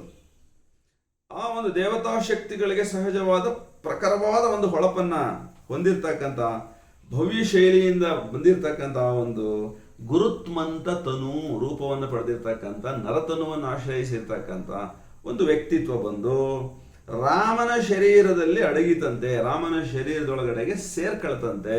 ಅದ ತಕ್ಷಣ ಅವನು ಎದ್ದು ನಿಂತ. ಆ ಎದ್ದು ನಿಲ್ಲೋದಕ್ಕೂ ಮುಂಚೆ ಆ ಶಕ್ತಿ ರಾಮನಿಗೆ ಹೇಳ್ತಾ ಇದೆಯಂತೆ, ರಾಮನ ಆತ್ಮಕ್ಕೆ ಹೇಳ್ತಾ ಇದೆಯಂತೆ, ಹೇ ಜಗತ್ ಸ್ವಾಮಿ, ಸ್ವಮಾಯ ವಿಮೋಹದಿಂದ ನೀನು ಹೀಗೆ ಮಲಗಿದ್ಯಪ್ಪ, ಈ ಶರೀರದೊಳಗಡೆಗೆ ಹೇಳು. ಹೇ ಜಗತ್ ಸ್ವಾಮಿ, ನಿಮಿತ್ತ ನಿನ್ನನ್ನು ಎಚ್ಚರಿಸ್ಲಿಕ್ಕಾಗಿ ಬಂದಿದ್ದೀನಿ ಅಷ್ಟೇ ನಾನು, ನೀನೇನ್ ಸಾಮಾನ್ಯನಲ್ಲಯ್ಯ, ನಿತ್ಯ ಜಾಗ್ರತ್ ಚಿತ್ತ ನೀನಲ್ತೆ. ನೋಡಿ, ನಿನ್ನೊಳಗಿರ್ತಕ್ಕಂಥ ನಿತ್ಯ ಜಾಗ್ರತ ಚಿತ್ತ ಇವತ್ತು ಸ್ವಮಾಯೆಯಿಂದ ಮೋಹದಿಂದ ಅದನ್ನು ಕಳೆದುಕೊಂಡಿದೆ, ಆತ್ಮದ ಪ್ರಜ್ಞೆಯನ್ನು ಕಳೆದುಕೊಂಡಿದೆ, ಶುದ್ಧ ಸಂಸಾರಕ್ಕೆ ಬಿದ್ದು ಹೋಗಿದೆ ಜೀವ. ಅನ್ನಮಯವೇ ನಾನು ಅಂತ ಹೇಳಿ ಭಾವಿಸಿದೆ, ಆತ್ಮದ ಬೆಳಕನ್ನು ಕಳೆದುಕೊಂಡಿದೆ. ಈಗ ಆತ್ಮ ನೀನಲ್ಲ, ದೇಹ ನೀನಲ್ಲ, ನೀನು ನಿತ್ಯ ಜಾಗ್ರತ್ ಚಿತ್ತ, ಆತ್ಮ ನೀನು, ಹೇಳಪ್ಪ. ಕೈ ಮುಗಿದು ನಿಂದು ಆ ಸಮುದ್ರ ಮಂದ್ರಧ್ವನಿಯ ತನ್ನಾತ್ಮ ರುಂದ್ರ ಸತ್ವದ ಬಹಿಶ್ಚರ ವಿಗ್ರಹನ ಕಂಡು. ಈ ಸಾಲುಗಳು ಅರ್ಥ ಆಗ್ಬೇಕಾದ್ರೆ ಯೋಗ ಸಾಧನೆ ಅನಿವಾರ್ಯ, ಅಂತರಂಗದ ಅನುಸಂಧಾನ ಅನಿವಾರ್ಯ, ಮನಸ್ಸಿನ ಮುಕ್ತತೆ ಅನಿವಾರ್ಯ. ಏನ್ ಹೇಳ್ತಾ ಇದ್ದಾರೆ ಅಂದ್ರೆ, ತನ್ನ ಆತ್ಮದ ಸತ್ವವನ್ನ ಬಹಿಶ್ಚರ ವಿಗ್ರಹದಲ್ಲಿ, ಅಂದ್ರೆ ಈ ದೇಹದಲ್ಲಿ ಆ ಒಳಗಿರ್ತಕ್ಕಂಥ ಆತ್ಮದ ಶಕ್ತಿ ಹೇಗಿದೆಯೋ ಹಾಗೆ ಆ ದೇಹ ತನ್ನ ಪ್ರಕಟೀಕರಣವನ್ನು ಮಾಡ್ತದೆ. ಕೆಲವರು ಮುಖಗಳು ತುಂಬಾ ತೇಜಸ್ಸಿಂದ ಕೂಡಿರ್ತವೆ. ಯಾಕೆ ಅಂತ ಅಂದ್ರೆ ಒಳಗಡೆ ಇರ್ತಕ್ಕಂಥ ಆತ್ಮದ ಯೋಗ್ಯತೆ. ಕೆಲವರು ಮುಖಗಳು ತುಂಬಾ ಕಳೆಗೊಂದಿರ್ತವೆ. ಯಾಕೆ ಅಂತ ಅಂದ್ರೆ ಒಳಗಿರ್ತಕ್ಕಂಥ ಆತ್ಮದ ಯೋಗ್ಯತೆ. ಅದು ಎಷ್ಟು ಕಡಿಮೆ ಆಗುತ್ತೆ, ದೇಹ ಅಷ್ಟು ಸೋಲ್ತಾ ಹೋಗುತ್ತೆ. ಅದೆಷ್ಟು ಪ್ರಕಾರ ಆಗುತ್ತೆ, ದೇಹ ಅಷ್ಟು ಭವ್ಯವಾಗ್ತಾ ಹೋಗುತ್ತೆ. ಹೇಳ್ತಾ ಇದ್ದಾರೆ, ನಿನ್ನ ಬಹಿಷ್ಠರ ವಿಗ್ರಹ ಇದೆಯಲ್ಲಪ್ಪ, ದೇಹ ಇದೆಯಲ್ಲ ರಾಮ, ಅದನ್ನ ನೀನೇ ಮಾಡ್ಕೊಂಡಿರ್ತಕ್ಕಂಥ ಸ್ವಮಾಯೆ, ನಿನ್ನ ಮೇಲೆ ನೀನೇ ಹಾಕೊಂಡಿರ್ತಕ್ಕಂಥ ನಿಯಮಗಳ ರೂಪದಲ್ಲಿ ಎಕ್ಸ್ಕ್ಲೂಸಿವ್ ಕಾನ್ಸಂಟ್ರೇಷನ್ ಅಲ್ಲಿ ಅಜ್ಞಾನದಲ್ಲಿ ಬಿದ್ದು ಹೋಗಿದ್ಯಪ್ಪ. ನೀನು ದೇಹ ಅಲ್ಲಯ್ಯ, ಎದ್ದೇಳು. ಹೀಗೆ ಎಬ್ಬಿಸ್ತಾ ಇದ್ದಾನಂತೆ ಆ ದೇವತಾ ಪುರುಷ ರಾಮನ ಒಳಗಡೆಗೆ ಸೇರಿ. ಆ ಶುಶ್ರೂಷೆಯಿಂದ ಎದ್ನೋ ಏನೋ ಅನ್ನೋ ಹಾಗೆ, ವಿಭೀಷಣನ ಮಂತ್ರದಿಂದ, ಸುಷೇಣನ ಮಂತ್ರದಿಂದ ರಾಮ ಎದ್ನೇನೋ ಅನ್ನೋ ಹಾಗೆ ನಮಗೆ ಕಾಣಿಸ್ತಾ ಇದೆ. ಆದರೆ ಅವನು ಎದ್ದದ್ದು ಆ ಒಂದು ವಿಶ್ವಾತ್ಮಕವಾದ ಸೃಷ್ಟಿಶಕ್ತಿಯ ಪ್ರಭಾವದಿಂದ, ಪ್ರಚೋದನೆಯಿಂದ ಅನ್ನುವಂಥದ್ದನ್ನು ಇಲ್ಲಿ ಆ ಇಬ್ಬರು ದೇವಿಯರು, ಒಂದು ತಪೋಲಕ್ಷ್ಮಿ, ಇನ್ನೊಂದು ಸ್ವಪ್ನ ದೇವಿ, ಈ ಇಬ್ಬರ ನಡುವಿನ ಸಂವಾದದಂತೆ ಕುವೆಂಪು ಚಿತ್ರಿಸ್ತಾ ಇದ್ದಾರೆ. ಇದು ಕುವೆಂಪು ಅವರ ದಾರ್ಶನಿಕತೆ ಹಿಂದೆಗಡೆ ಇರ್ತಕ್ಕಂಥ ಅದ್ಭುತ ಸಿದ್ಧಿ ಅಂತ ಹೇಳ್ತಾ, ಅದ್ವಿತೀಯ ದಿನಂ ಅನ್ನುವಂಥ ಸಂಚಿಕೆಯಲ್ಲಿ ಕೆಲವು ಸಾಲುಗಳನ್ನು ನಾವು ನೋಡೋಣ. ಅದ್ವಿತೀಯಮೆನೆ ಮೂಡಿತಾ ದ್ವಿತೀಯ ದಿನಂ ಪ್ರಾಣಮಂ ಪೀರ್ವ ಘೋರಾಶಿ ವಿಶಾಸ್ತ್ರಮಂ ಗೆಲ್ದು ಮೇಲೆಲ್ದ ವಾನರ ಸಿಂಹನಾದಂಗಳಂ ಕೇಳುತ್ತಾಶ್ಚರ್ಯದಿಂ ರೋಷದಿಂ ರಾವಣಂ ಮೃತ್ಯುನೇಮವನಿತ್ತು ಕಳುಹಿದನು ತನ್ನಾಯ್ದ ಕಟ್ಟಾಳ್ಗಳೊಡೆಯರ್ಕಳಂ ಕದನ ಯಜ್ಞಕ್ಕೆ ಅದ್ವಿತೀಯಮೆನೆ ಮೂಡಿತಾ ದ್ವಿತೀಯ ದಿನಂ. ಆ ಕಪಿಸೇನೆ ತನ್ನ ಮಗನ ವಿಶೇಷವಾದ ನಾಗಾಸ್ತ್ರದ ಪ್ರಭಾವದಿಂದ ಸಂಪೂರ್ಣವಾಗಿ ಸ್ತಬ್ಧವಾಗಿದ್ದ ಸುದ್ದಿಯನ್ನು ಕೇಳಿರ್ತಕ್ಕಂಥ ರಾವಣ ಖುಷಿ ಪಟ್ಟಿರ್ತಾನೆ. ಆದರೆ ಹಿಂದೆಲೆ ವಿಭೀಷಣನ ಮಂತ್ರ ಅಸ್ತ್ರ ಶಕ್ತಿಯಿಂದ ಮೇಲೆದ್ದ ಒಂದು ಕಪಿಸೇನೆ ಮತ್ತೆ ಯುದ್ಧಕ್ಕೆ ಸಿದ್ಧವಾಗಿದೆ ಅನ್ನೋ ಸುದ್ದಿನ ಕೇಳಿ ರಾವಣನಿಗೆ ಮತ್ತಷ್ಟು ಆಕ್ರೋಶ, ಕ್ರೋಧ ಜಾಗೃತ ಆಗುತ್ತೆ. ತನ್ನ ಬಹಳ ಮುಖ್ಯವಾದಂಥ ಪ್ರಧಾನವಾಗಿರ್ತಕ್ಕಂಥ ಸೇನಾನಿಗಳನ್ನು ಕರೆದು ಹೀಗೆ ಆಜ್ಞೆ ಮಾಡ್ತಾನೆ ಎರಡನೇ ದಿನದ ಯುದ್ಧಕ್ಕೆ. ಲಂಕೇಶ್ವರನ ಭೀಷಣಾಜ್ಞಾ ಕಿರೀಟಮಂ ಹೊತ್ತ ಬಾರಕ್ಕೆ ಮತ್ತೆ ಬಿಂಕಕ್ಕೆ ಹಿಂಗಿ ಪೊಂಗಿ ತನ್ನ ಪೇರ್ಪಡೆಯೊಡನೆ ಧೂಮ್ರಾಕ್ಷ ರಾಕ್ಷಸಂ ಬಂದು ಬಿದ್ದನು ಶತಬದಿಯ ಮೇಲೆ. ಕಾಲ್ಕೋಣಗಲ್ ಹೇರಾನೆ ಹಿಂಡಂ ಕೆಣಕುವಂತೆ ಹೊತ್ತರೆ ಬೆಟ್ಟನೆತ್ತಿಯ ಕಲ್ಲರೆಯ ಮರಡುಗೋಡಂತೆ ಭೀಮತನು ಕಾಡನಂಡಲವ ಬಿರುಗಾಳಿಯೋಲ್ ಭೀಮಕಲಿ ತಟಮಂ ಕೊರೆದು ತರುಗಳ ನುರುಳ್ಚಿ ತಿಳಿಯಂ ಕದಡಿ ಕೊಚ್ಚಿ ಹರಿವ ಮುಂಗಾರುವನಲ ಹೊಳೆಯಂತೆ ಓಲ್ ಭೀಮಕರ್ಮಿ ಆ ದೈತ್ಯನಂ ತಾಗಿ ಹೊದಕುಳಿಗೊಂಡು ಬೇಗುದಿದು ವ್ಯೋಮಗಾಮಿಗಳ ಮೇಣ್ಕಾಮರೂಪಿಗಳ ಶತಬಲಿಯ ಭೀಮಸೇನಾಬ್ದಿ ಪಡೆ ಮಡಿದುದಂ ದಣಿದುದಂ ಸೊಲ್ತುದಂ ಕಾಣುತ್ತಾ ಸೇನಾನಿ ಶತಬಲಿಯೇ ಮಾರಾಂತನ್ ಅಸುರವೀರನಿಗೆ ಮರುಕೊಳಿಸಿ ಧೈರ್ಯಂ ಮುತ್ತಿದುದು ಮತ್ತೆ ಕಪಿಸೇನೆ ದಶದಿಕ್ಕುಗಳಿಂ ಧೂಮ್ರಾಕ್ಷನವರೂತಮಂ ಮುತ್ತಿದುದು ಕಪಿಸೇನೆ ಕಿತ್ತ ಮರಗಳಿಂ ಬೀಸಿ ಬೆಡಿದರು ಮುರಿಯ ತೇರ್ಗಾಲಿ ಮರಗಳಿಂ ಬೀಸಿ ಬಡಿದರು ಮುರಿಯತ್ತೇರ್ಗಾಲಿ ಗಿರಿಗಳಂ ಬಂಡೆ ಗುಂಡ್ ಅರೆಗಳಂ ಹೊತ್ತು ಎತ್ತಿ ಬಾನ್ಗೇರಿ ಗುರಿ ಬಿಡಲ್ ಸತ್ತುವು ರಥಾಶ್ವಗಳು ಬೆನ್ಮುರಿದು ನೆತ್ತಿಯೇ ಪಿಸುಳ್ದು ಸತ್ತುವು ರಥಾಶ್ವಗಳು ತೇರುಡಿಯ ರಿಪು ಬೃಹದ್ವಪು ವರೂಥದಿಂ ಧಿಮ್ಮನೆ ಧುಮ್ಮಿಕ್ಕಿದುದು ನೆಲಕ್ಕೆ ದಿಗ್ಗಜಕ್ಕೆ ಬೆಂಜಗ್ಗೆನಲ್ ಪೇಳುವುದೇನ ಮಹಾದೃಶ್ಯಮಂ ನೋಡಿದುದು ನಿಬ್ಬೆರಗು ಹೋಗಿ ರಾಕ್ಷಸ ಭಯಂಕರಾಕಾರಮಂ ಕಪಿಧ್ವಜಿನಿ ಹೆಗ್ಗಂಟೆಗಳ ಹಂತಿ ತೂಗಿ ದೊಡ್ಡ್ಯಾಣಮಂ ಸುತ್ತಿರ್ದ ಸೊಂಟದಿಂ ಜೊಲ್ದುದು ಮಹಾಭೀಳ ನಗ್ನ ಖಡ್ಗಂ ಕಣೆಹಂದಿಗಳ ಗೊಂಚಲೆಂಬಂತೆ ನೆಲ್ದುವೈ ಮುದ್ಗರಂಗಳ ಗೋಷ್ಠಿ ತಿಮಿರದ ತಿಮಿಂಗಲದ ಕರ್ಪರೋಪಮ ಚರ್ಮಮಂ ಕೊರೆದು ಸಮೆದುದೋ ಎನೆ ಮರೆದು ದೆಡಗೈ ರೌದ್ರಮುಷ್ಟಿಯಲಿ ಕಡುಗಮಿಗದೊಗಲಿನ ಕರಿಗುರಾಣಿ ಪರಿಗಮುಖಿ ಬಲ್ಗದೆಯದೊಂದು ಬಲಗೈ ಭೈರವವೆನಲ್ ತೂಗಿ ತೊನೆದುದು ತನ್ನ ಪಣೆಯ ಪೊದೆಯಂತಿರ್ದ ಪೆರ್ಮಂಡೆಯಂ ನೋಡಿತೈ ನಿಬ್ಬೆರಗು ಬಡಿದು ಧೂಮ್ರಾಕ್ಷನುಗ್ರಹ ವಿಗ್ರವನ ಸುಗ್ರೀವ ಸೇನಾ ಸಮಗ್ರಂ ನೋಡಿದುದು ಶತಬಲಿಯ ಎದುರಿಗೆ ನಿಂತ ಧೂಮ್ರಾಕ್ಷನು ತನ್ನ ವಿಶಿಷ್ಟವಾದಂಥ ಭೀಕರವಾದಂಥ ದೃಶ್ಯಾದ್ಭುತವಾದಂಥ ಒಂದು ಆಕಾರಕ್ಕೆ ತನ್ನಂತ ರೂಪಾಂತರಿಸಿಕೊಂಡಿರ್ತಕ್ಕಂಥ ಧೂಮ್ರಾಕ್ಷ ರಾಕ್ಷಸನ ಆ ಒಂದು ಭಯಂಕರ ಅಸ್ತಿತ್ವವನ್ನು ನೋಡಿ ಕಪಿಸೇನೆ ಬೆರಗು ಹೊಡೆದು ಹೋಗಿದೆ, ಹೆದರಿ ಹೋಗಿದೆ, ಮಾತು ಸತ್ತು ಹೋಗಿದೆ ಕಪಿಸೇನೆಗೆ. ಹಾಗೆ ಶತಬಲಿಯ ಮುಂದೆ ರಾಕ್ಷಸ ತನ್ನ ನಿಜ ಶಕ್ತಿಯನ್ನು ಪ್ರದರ್ಶಿಸಿ ಮಾಯಾಪ್ರವೀಣನಾಗಿ ನಿಂತಿದ್ದಾನೆ ಬೃಹತ್ತರವಾದ ಬೆಟ್ಟದೋಪಾದಿಯಲ್ಲಿ. ಬಳ್ಳಿಯ ಮಿಂಚು ಬಲ್ಮಯ್ಯ ಮೋಡದೋಳ್ ಸಂಚರಿಸದಂ ಸುತ್ತುವರಿವವೋಲ್ ಚಲಿಸಿ ಶತಬಲಿ ಸವಿಸಿದನು ರಾಕ್ಷಸ ಸ್ಥೂಲ ಸಾಮರ್ಥ್ಯಮಂ. ರಕ್ಕಸ ನಗದೆಗೆ ರಕ್ಕಸನ ತನುವೆ ಗುರಿಯಾಯಿತು, ಕಡುಗಂ ತೊಯ್ದುದಾತನದೆ ರುಧಿರದಿಂ. ರಕ್ಕಸನ ಮುದ್ಗರಂಗಳ ಹತಿಗೆ ರಕ್ಕಸನ ಸೇನೆಯ ಹುತಿಯಾಯಿತು. ಹರಗಡಿದ ಹೆಮ್ಮರಂ ಬುಡಗಡಿಯೇ ಬೀಳ್ವವೋಲುರುಳಲ ಧೂಮ್ರಾಕ್ಷ ದೈತ್ಯಕಾಯಂ ಪೆಡಂ ಮಟ್ಟಿತೈ. ಗಾಯಗೊಂಡ ಅಳಿದ ಉಳಿದ ಅಸುರ ಸೇನೆ. ಆ ಶತಬಲಿಯ ಏಟಿಗೆ ಮುಡಿದಿರ್ತಕ್ಕಂಥ ಧೂಮ್ರಾಕ್ಷ ರಾಕ್ಷಸನ ಶವ ಕೆಳಗೆ ಬಿದ್ದ ತಕ್ಷಣ ಆ ರಾಕ್ಷಸ ಸೇನೆಯೇ ಬೇಕಾದಷ್ಟು ಸಾವಿಗೆ ಒಳಗಾಯಿತು. ರಾಕ್ಷಸ ನಾಯಕ ಬಿದ್ದು ಸತ್ತಂತ ದೃಶ್ಯವನ್ನು ನೋಡಿ ಅಸುರರ ಪಡೆ ಸಂಪೂರ್ಣವಾಗಿ ದಿಕ್ಕಾಪಾಲಾಗಿ ಲಂಕೆಯ ಕಡೆಗೆ ವಾಪಸ್ಸು ಹೋಯಿತು. ಅತ್ತಲ ದಕ್ಷಿಣ ದ್ವಾರದೊಳ್ ಮೇಲ್ವಾಯ್ದ ವಜ್ರದಂಷ್ಟನ ಪಡೆಗೆ ನಡೆಯೆತ್ತಿದರು ವಾಲಿಪುತ್ರನ ದಳಂ. ಕಾಳ್ಗಿಚ್ಚಿಗಿದಿರ್ ನೆಡವ ಮತ್ತೊಂದು ಪೆಚ್ಚುಗೆಯ ಕಾಳ್ಗಿಚ್ಚೆನಲ್. ಕೂಡೆ ಪತ್ತಿದು ಧಗಧಗಿಸಿ ಸಮರಾಧ್ವರಾಗ್ನಿ ಬೆಳ್ದತ್ತಿರ್ಕಡೆಯ ಸೈನಿಕಂ. ಕಾಣುತ್ತದಂ ಮುನ್ನುಗ್ಗಿದನು ವಜ್ರದಂಷ್ಟ್ರಂ. ತ್ರಿಶೂಲಾಂಕುಶದಿ ತನ್ನಡರ್ದ ಮತ್ತೆ ಭಮಂ ತಿವಿ ತಿವಿದು ಅರಿಯ ಮೇಲೆ ಪಡುಮಲೆಯ ಮುಡಿಯೇರಿ ಮುಂಗಾರ್ಗುಡುಗಿ ಮುಂಬಾಯ್ವೋಲ್ ಬಂದವನ ಬಿರುಬಿಗಾರದೆ ತತ್ತರಿಸಿ ತಂಗದನ ಪಡೆಯಡವಿ. ಕಿಡಿಗೆರೆವ ತನ್ನ ಕರಚಕ್ರಮಂ ಗಿರ್ರನೆ ತಿರುಗಿಸುತ್ತಾ ಕರ್ಪುರಂ ಕೈಗೊಯ್ಯುವ ಪೇರೊಕ್ಕಲಿಗನಂತೆ ತೆರೆದಟ್ಟಿದನು ಬೆಣವೆಯಂ ಹಗೆಯ ತಲೆಮೆದೆಗಳಂ. ಹೆದರಿ ಹಿಂಜರಿದುದೈ ಹರಿವಾಹಿನಿ ಕಂಠದಂ ಕ್ರೋಧ ತಾಮ್ರಾಕ್ಷನ ಕಪಿಯೂಧಪಂ. ವಾಲಿಸೂನು ದೃಢಗಮನದಿಂ ಮುಂಬರಿದನು ಸರಿಸಕ್ಕೆ ಕರಿಕರೋಪಮ ಹಸ್ತದೋಳ್ ಹಿಡಿದತ್ತು ತೊಂದುಗ್ರಮಂ ಬೃಹದ್ಗಾತ್ರಮಂ. ರೌದ್ರರೋಚೆಯ ನಿಶಿತ ಪರಶುವಂ ಸುಘೋರಮಂ. ವಜ್ರದಂಷ್ಟ್ರನ ಎದುರುಗಡೆಗೆ ಅಂಗದನ ಪಡೆ ಎದುರಿಗಿದೆ. ಆ ಪಡೆಯ ಭೀಕರ ಹೋರಾಟದ ನಡುವೆ ಅಂಗದ ಮತ್ತೆ ವಜ್ರದಂಷ್ಟ್ರ ನಡುವೆ ಭಯಂಕರ ಹೋರಾಟ ನಡೀತಾ ಇದೆ.